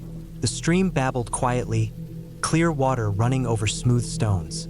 I knelt down and drank a little water, feeling the cold liquid revive me. I noticed berries growing on some bushes nearby, but I didn't recognize them. I remembered reading about poisonous berries and didn't want to risk it. Instead, I collected some dry sticks and twigs near the bank. As I turned back toward the cabin, I saw something strange. A faint trail of disturbed earth leading away from the stream deeper into the forest. It wasn't an official path, but looked like it had been used occasionally. My heart beat faster. This might be my way out. I followed the trail slowly, careful not to make noise. The trees thickened, and the underbrush grew denser. At times, I had to push branches aside or step over fallen logs. The forest felt alive in the morning light, with birds chirping and insects buzzing. After about 30 minutes, I heard the faint sound of a vehicle. It was distant, but definitely a motor engine. I followed the noise carefully and soon came out onto a gravel logging road. Relief flooded me. I was close to civilization. I walked along the road for another hour until I finally saw a car parked near a small ranger station. I approached cautiously and was able to get help. The ranger called a tow truck for my car and gave me a ride back to the nearest town. When I returned to the cabin days later with a mechanic, we found the car exactly where I left it, but the key was hopelessly broken. The cabin remained untouched, quiet, and lonely. No one was living there. Later, I learned that the cabin had been used as a hunting outpost decades ago. The footprints I found probably belonged to hunters or hikers passing through. The area was known for occasional poachers and people who liked to disappear for a while, living off the land. The locked door was likely to keep out strangers or wild animals. That night, trapped in that cabin with no way out, I felt fear like never before.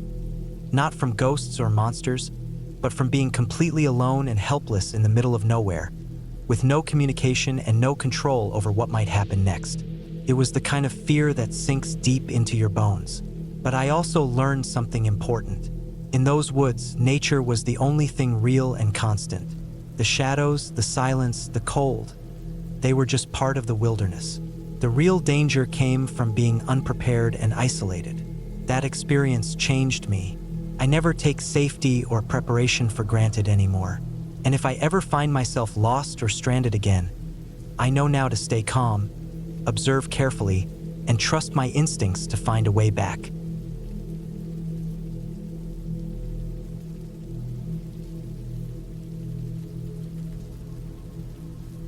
I never planned to spend a night at that cabin. It was more of a last-minute decision, one of those things where you think, why not? I'd been driving all day through the mountains, chasing some quiet time, away from city noise and everything that felt suffocating. The road had been twisting, narrow, lined by tall pine trees that looked like they'd been standing there for centuries. I had no solid plan, just a vague idea to find a spot to rest, maybe a cabin if I was lucky. The sun was dipping low, burning orange and red behind the hills when I saw the dirt road. It split off from the main path, barely noticeable between the trees, like it had been there forever but forgotten by most. At the end of the road was a small, weathered cabin. It looked abandoned, or at least it hadn't been cared for in a long time.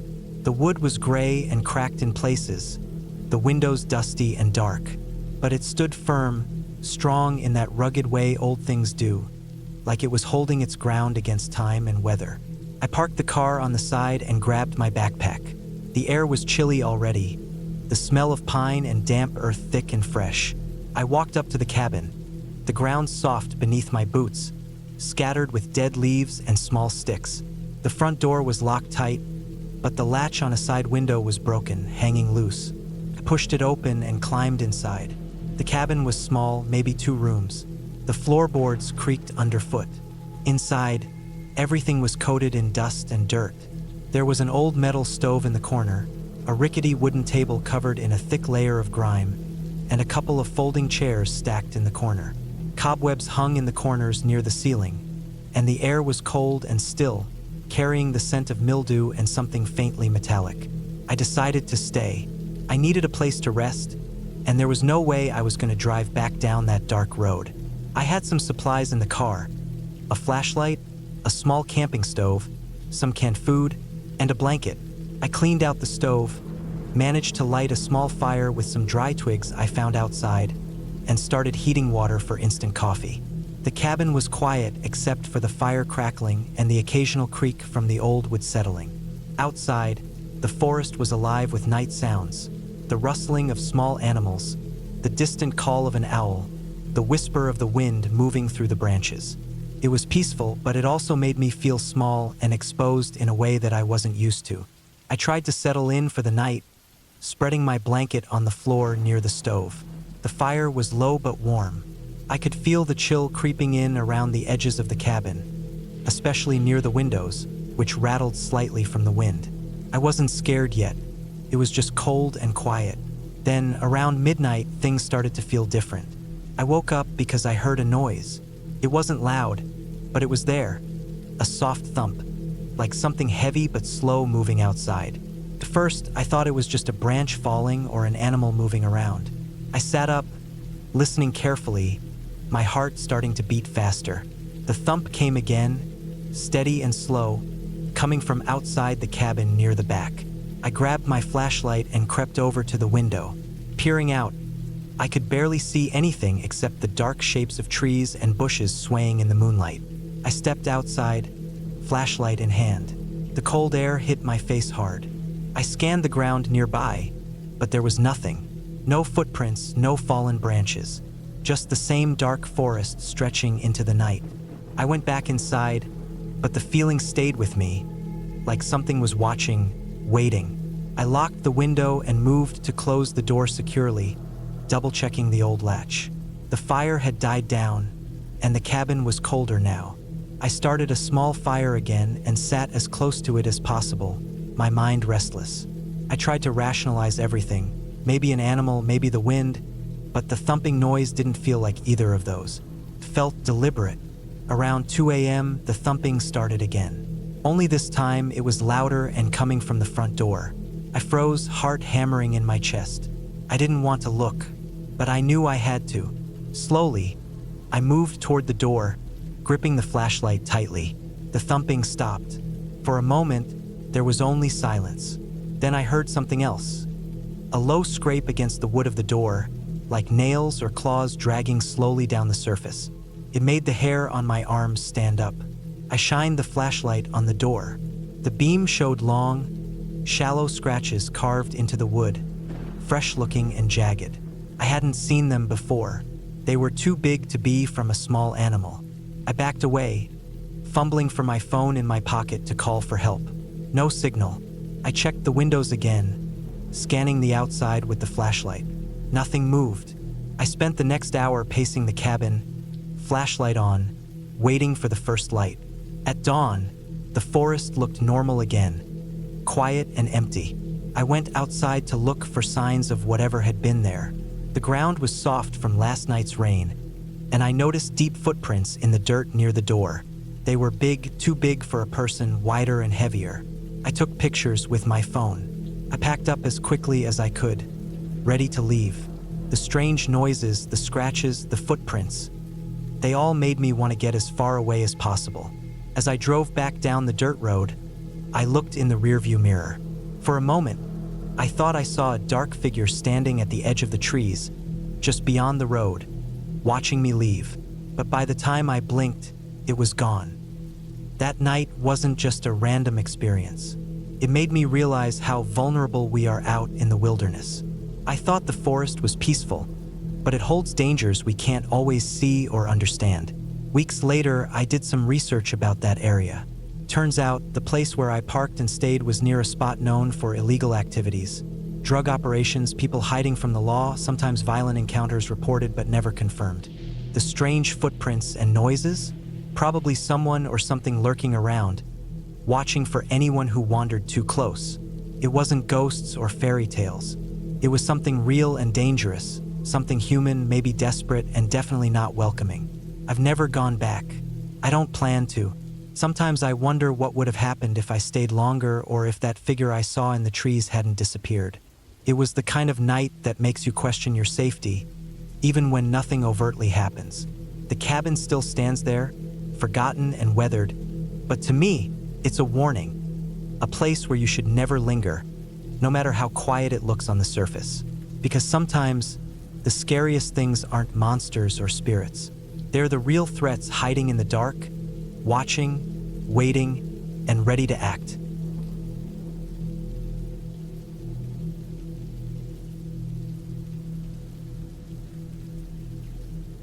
I decided to spend a weekend at a remote cabin in the woods. It was something I'd wanted to do for a long time. Get away from the noise, the city, everything. I didn't want distractions or company. Just me, the forest, and a few days of peace. The cabin was about 3 hours from the nearest town, deep enough in the woods that cell service was weak or non-existent, and the roads were nothing more than rough dirt tracks. I'd booked the place online, a small wooden cabin built sometime in the 70s, owned by a man who lived in a town miles away. The listing said it was rustic but well kept. I packed my gear, a few changes of clothes, some food, water, a lantern, matches, a basic first aid kit, and my backpack. No electronics except my old camera, since I wanted to take pictures of the forest and maybe catch some wildlife shots. The drive out was slow. The last 30 minutes were over bumpy dirt roads lined by thick trees. I could see how easy it would be to get lost out there, and I reminded myself to pay attention to the path when I walked later. When I finally arrived, the cabin was smaller than I imagined but sturdy, built with rough logs and a tin roof. It sat in a small clearing surrounded by tall pines.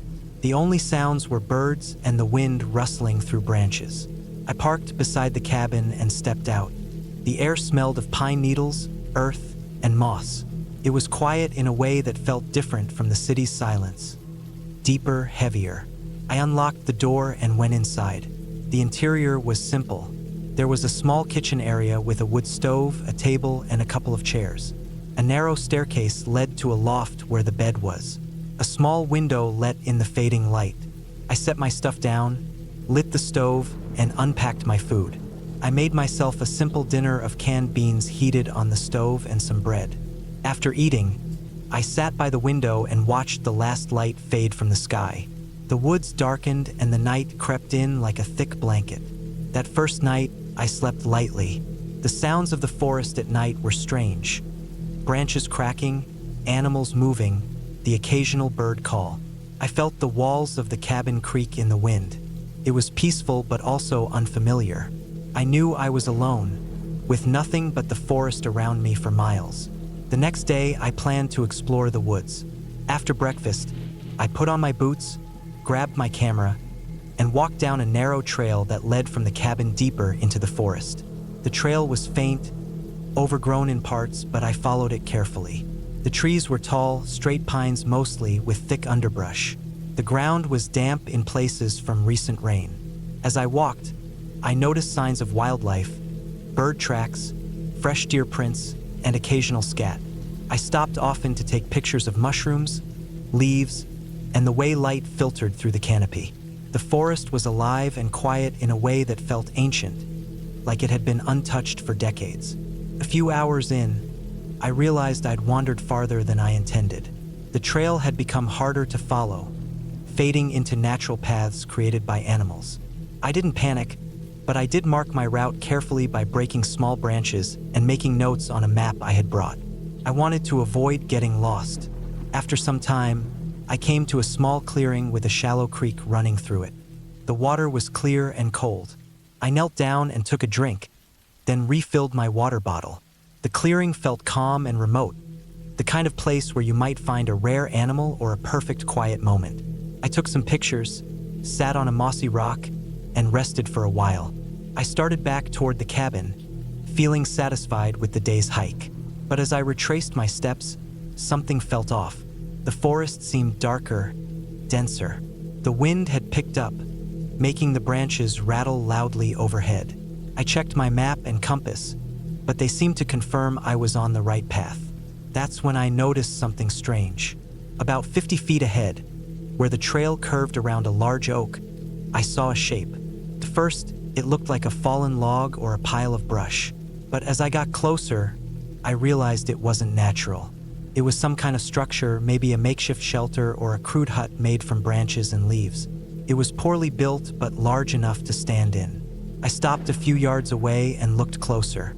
The shelter was messy, with bits of cloth and torn fabric hanging from the branches. Inside, I could see signs of recent use: a few empty cans, a half-burnt fire pit, and some footprints in the dirt. Whoever had been here didn't care much about hiding it. I didn't want to get too close. I wasn't sure if it was abandoned or if someone was still living nearby. The forest felt less friendly now. I decided to head back quickly, but as I turned to leave, I heard something, a low rustle, a snap of a twig. I stopped, heart pounding. The sound came from behind the shelter. I peered around cautiously but saw nothing. The wind carried the noises away. I told myself it was probably an animal, deer or maybe a fox. I hurried back down the trail, glancing over my shoulder a few times. The sky was starting to darken, and I wanted to be back before nightfall. The wind had picked up more, and the trees groaned as they swayed. When I reached the cabin, I locked the door behind me and lit the stove. I kept the lantern burning, feeling a bit uneasy. I ate a quick dinner and sat in the chair by the window, watching the forest beyond. The silence was different now. It felt heavier, more oppressive. That night, I barely slept. Every noise seemed louder. The crack of a branch, the rustle of leaves, the distant howl of an animal. Around midnight, I woke to a sharp noise outside. It sounded like something heavy hitting the side of the cabin. I lay still, heart racing, listening. There was silence for a moment. Then the noise came again. Something was definitely out there. I reached for my flashlight and crept to the door. Peering out through the window, I saw nothing but the dark trees swaying in the wind. I didn't open the door. I didn't want to see whatever it was. I stayed awake the rest of the night, waiting for dawn. The next morning, I went outside to inspect the cabin. On the side where I'd heard the noise, I found deep scratches on the wooden wall. They looked fresh, jagged marks made by something sharp or heavy. The ground beneath was disturbed, with footprints leading away into the woods. They were large, wider than any animal tracks I'd seen. I took pictures and examined the prints. They looked human, but the size was off. They were too big for any normal person. I felt a chill but tried to stay calm. Maybe it was someone playing a prank, or maybe hunters passing by. I decided to spend the day in the cabin, keeping close to it and avoiding the woods. I didn't want to risk another encounter. I stayed alert, listening for any sounds or signs. That afternoon, while chopping wood near the cabin, I noticed a pile of rocks arranged oddly near the edge of the clearing. They looked like a marker, not something natural. I moved closer and saw bits of trash, old food wrappers, broken bottles, and what looked like a crude trap made of wire and sticks. It was clear someone had been living nearby, maybe even watching the cabin. The thought made me uneasy. I had no idea who or why. As night fell again, the tension grew. I stayed inside, locked the door, and kept the lantern burning. The wind howled through the trees, and the darkness pressed in on the cabin. Every sound seemed amplified. The creak of the cabin, the tapping of branches, the distant howl of an animal or maybe something else. Around midnight, I heard footsteps outside. Slow, deliberate, they circled the cabin. I pressed myself against the door, trying not to make a sound. The footsteps stopped, then moved away slowly. I didn't sleep that night. Instead, I sat by the window watching, waiting. Morning came and brought light, but not relief. I was trapped in a place where I didn't feel safe. I packed my things quickly and prepared to leave. As I walked to my car, I felt eyes on me from the woods. I didn't look back. When I got back to the main road and turned on my phone, the signal came back. I called the owner of the cabin and told him about the strange signs and noises. He wasn't surprised. He said other renters had reported the same things before. People living in the woods nearby, watching the cabins, sometimes getting aggressive or territorial. The area was known to have illegal squatters or hunters who didn't like visitors. I realized then that the forest wasn't haunted by ghosts but by real people, people who wanted to keep their space hidden. The scratches on the cabin, the footprints, the traps, all signs that I had stumbled into someone else's territory. It wasn't a ghost story, but it was scary enough. The idea that someone might be watching me in the dark, waiting, made my skin crawl. I've never gone back to that cabin. The forest can be beautiful and peaceful, but it can also hide dangers you don't expect. Not spirits, but people. And sometimes that's worse.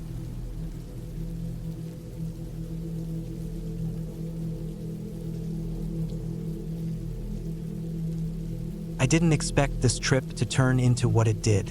It started out like any other weekend getaway. Just me, a cabin, and the woods. Nothing fancy, nothing planned beyond some hiking, reading, and fishing by the nearby lake. I wanted to get away from everything for a couple of days, to clear my head and disconnect from the noise of the city. The cabin was tucked deep in the woods, maybe 2 hours' drive from the nearest small town. I had found it online.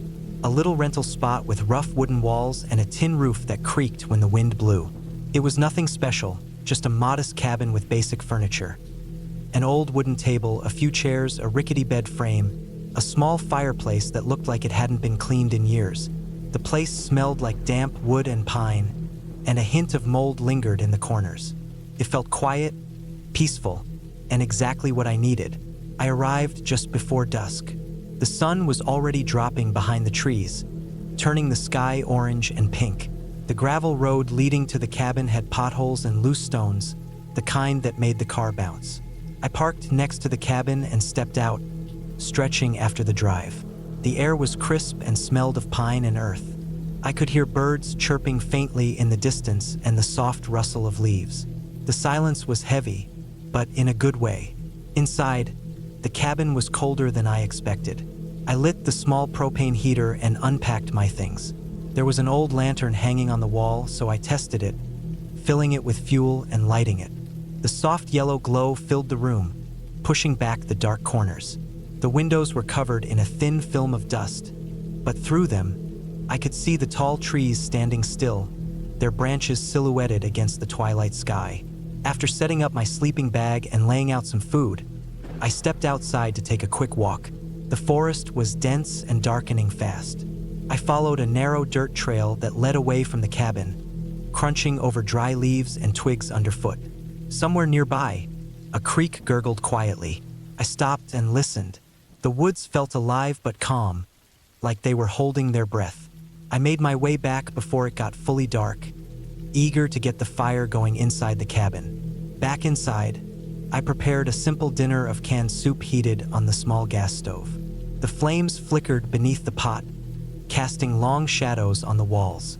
After eating, I sat near the fireplace and stacked some wood, trying to get a fire going. The wood was damp, and the smoke drifted into the room, making my eyes sting. Eventually, The fire caught and crackled, filling the room with warmth and a comforting orange light. As the night deepened, I noticed the sounds outside changed. The birds were quiet now, replaced by the distant howls of coyotes and the occasional snap of branches. The wind picked up and whispered through the trees, rattling the window panes. I felt a faint unease but told myself it was just the isolation playing tricks. I settled into my sleeping bag near the fire, the heat keeping the cold at bay. I flipped through a book, the only light coming from the fire and the lantern. The cabin felt safe in its own way. Still, every now and then, I'd catch a movement outside, a shadow slipping between trees, and my heart would jump. But there was no one out there, just animals or maybe the wind. Sometime after midnight, I woke up suddenly. The fire had died down to embers, and the room was cold and dark except for the faint moonlight filtering through the windows. I heard it again, a soft sound, like footsteps on gravel outside the cabin. I froze, listening hard. The sound was slow and steady, walking near the edge of the cabin. My mind raced. Maybe it was a hunter or a local checking the area, or maybe an animal. I grabbed the flashlight I kept on the table and pointed it toward the window. The beam of light cut through the darkness but didn't catch anything moving. The footsteps stopped. Then I heard a low rustling, like someone or something crouching in the brush. I could feel my pulse hammering in my ears. The forest had gone completely silent, like it was watching me. I tried to calm myself down, telling myself it was probably just a raccoon or a deer. But then I remembered the stories the cabin owner had posted online, how some people passing through had said they felt watched or heard noises at night. I had brushed it off as overactive imaginations. Now, sitting alone in the dark with the flashlight, I wasn't so sure.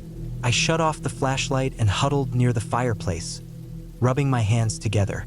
The firewood was nearly gone, and I didn't want to leave the safety of the cabin to get more wood in the dark. Minutes stretched on.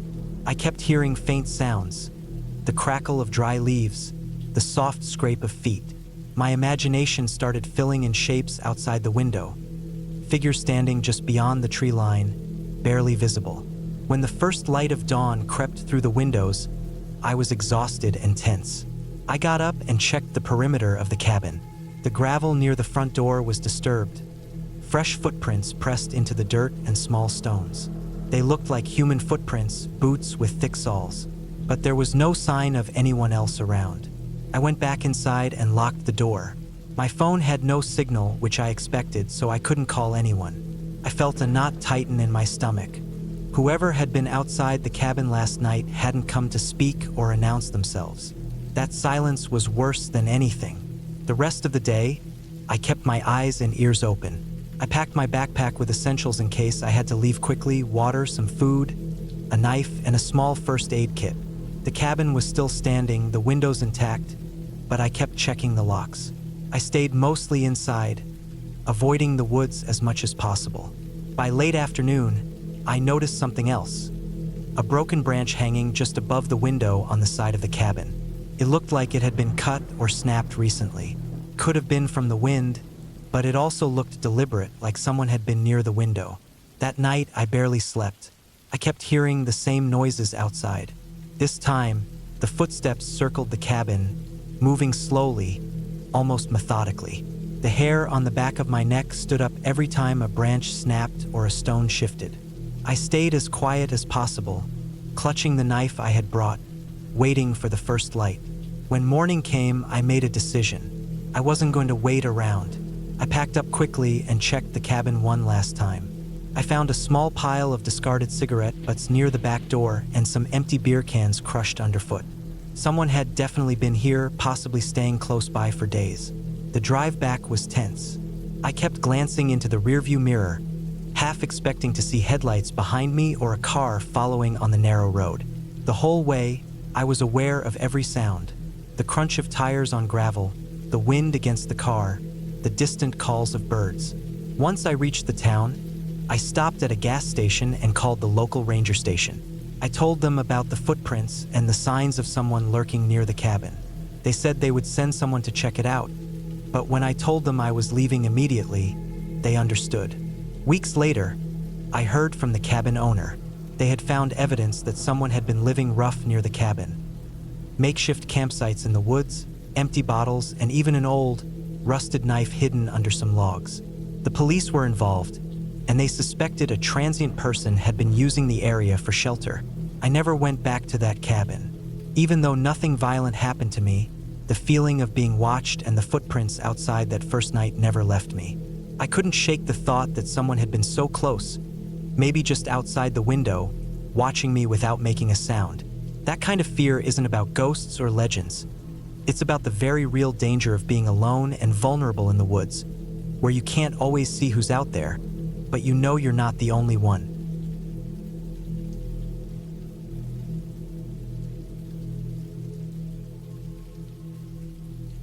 The first time I saw the cabin, it looked just like any other abandoned cabin in the woods. Weathered, quiet, and hidden among the thick pines. I had been planning this solo trip for months. Just me, a couple of days away from city noise and people, tucked deep in the forest, where my phone barely got a signal and the only light came from the stars and my campfire. I was looking for peace, maybe some time to think. What I got was something else entirely. I found the cabin about half a mile off the main trail. It was an old hunting cabin, or at least it looked like one. The logs were rough, chinked with moss and some kind of clay that had dried and cracked over time. The roof sagged in the middle, and the windows were boarded up with weathered planks, some of which had fallen away or were half rotten. I guess no one had touched this place in years. I thought it was perfect to shelter me for the night if the weather turned bad. The first day was normal enough. I hiked in early morning with my pack, just enough food for 2 days, water purification tablets, a small tent, and basic camping gear. The forest was dense, dark, and smelled of pine and earth. I moved slowly, listening to birds and the occasional rustle of squirrels. The air was dry but fresh. When I reached the cabin, I dropped my bag and circled the place, looking for anything useful. There was an old stone fire pit with a few blackened logs, a metal bucket rusted through, and a small pile of broken branches nearby. I set up my tent a few feet from the cabin, figuring it would be easier to use the cabin if the rain came. The sun was dipping low when I started collecting firewood. The ground was thick with needles and leaves. I gathered enough dry wood to keep a fire going through the night. As the light faded, I built a small fire near the cabin's front door, and it gave me a cozy feeling. I ate some canned beans warmed by the fire, then sat watching the flames. That's when the first odd thing happened. Around dusk, while the fire crackled, I heard something, not a normal forest sound. At first, it was soft like footsteps, but slow and deliberate. Not a squirrel or deer or even a fox. I froze and stared into the shadows beyond the firelight. The forest was still, except for the faint rustling of leaves in the breeze. I told myself it was probably a deer or a raccoon, but it didn't feel right. The footsteps were heavy, measured, as if someone was pacing just beyond the tree line. I didn't want to look, but curiosity got the better of me. I slowly scanned the tree line with my flashlight. Nothing. I shrugged it off and crawled into my tent. The fire was still warm, and I kept the flashlight on. But sleep was uneasy. Every few minutes, I thought I heard the same footsteps, like someone was walking in a circle just outside the firelight, then stopping. By morning, I convinced myself I was imagining things. Maybe the cabin or the area was messing with my mind. I made coffee on a small portable stove, ate some granola bars, and decided to explore the area. About a quarter mile from the cabin, I found an old, barely visible dirt road, overgrown with weeds and fallen branches. I followed it for maybe 100 yards before it ended abruptly at a small clearing. There was something there, but I couldn't place it immediately. Near the center of the clearing lay a rusted-out truck. Its body caved in and the windows shattered. The tires were flat, and the whole thing looked like it had been there for decades. What caught my attention was a faded license plate. I managed to make out part of it, and an old hunting rifle leaning against the driver's side door. I crouched to inspect it but didn't touch anything. The ground around the truck was disturbed, like someone had moved through recently. There were footprints, but they weren't fresh, more like animal tracks. Still, something felt off. I decided to head back to the cabin. On the way, I noticed something strange. The forest was unusually quiet. No birds, no insects, no rustling leaves. It was the kind of silence that feels unnatural, like the world is holding its breath. Back at the cabin, I inspected the front door again. It was secured with a thick wooden bar, but the door itself hung loosely on its hinges. I pushed lightly and it creaked open, revealing a small, cramped room coated in dust and cobwebs. Inside, there was a rickety wooden table, a broken chair, and a small wood stove that looked like it hadn't been used in years. Against one wall lay a pile of old, moldy blankets. I decided not to stay inside the cabin but use it as a backup shelter. I kept my tent set up outside. That night, the footsteps returned. This time, they were closer, circling the cabin itself. I sat awake for hours watching the fire flicker. My flashlight was always in my hand. The sound was slow, heavy, and sometimes paused for a few seconds before starting again. I never saw anyone, but I felt watched. At one point, the sound stopped altogether. I thought I could finally rest, but as I lay in my sleeping bag, just on the edge of sleep, I heard a sudden scraping noise against the cabin's wooden wall, slow, deliberate, like someone dragging their nails or a stick. My heart hammered in my chest. I gripped the flashlight tighter and sat up. The fire was just embers now. I shone the light on the cabin wall. There were long, deep scratches gouged into the wood, fresh and raw, like someone had clawed at it with a sharp object. I didn't sleep much after that. The next morning, I inspected the scratches carefully. They were about 3 feet long and deep enough to splinter the wood. I tried to imagine what could have done it. A bear, maybe? But bears don't usually scratch in straight lines, and this looked purposeful. I decided to pack up early and leave. But before I could do that, I noticed something else. Near the fire pit on the ground was a small pile of sticks arranged in a rough square, as if someone had tried to build a cage or a frame. It looked recent. The sticks were green and snapped cleanly. That was when I realized I was not alone here. Someone else had been coming to this place, maybe watching me. I packed everything quickly and started back down the trail. As I walked, I kept looking behind me, half expecting to see a person or something worse. But the forest remained silent. A few minutes from the cabin, I found more evidence. On a tree, about eye level, someone had carved letters into the bark. "Go back." The letters were jagged and crude but unmistakable. Fear was starting to creep in. I was alone, miles from help, and someone was clearly warning me off. I picked up my pace. The path back was steep in places, and I had to be careful not to slip.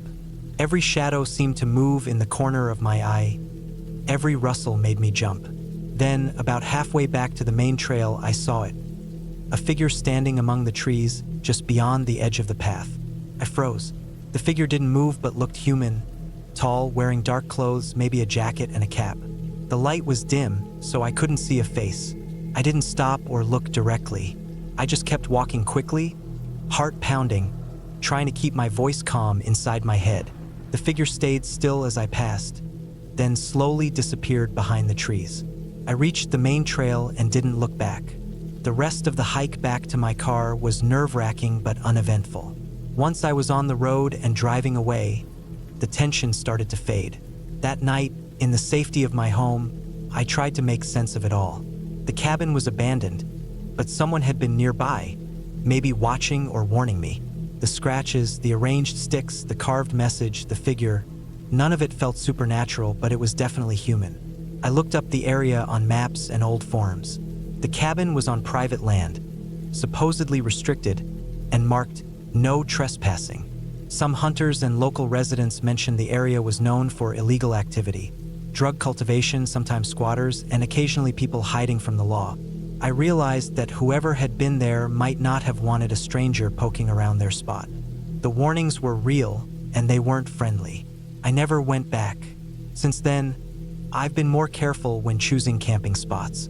I know the wilderness isn't always quiet or empty. Sometimes the scariest thing is just knowing you're in someone else's territory, someone who doesn't want you there, and that they might be watching you closer than you think. The forest isn't haunted by ghosts, but it holds secrets darker than any storybook. That cabin? It was a warning in itself. and I was lucky enough to see it before it was too late.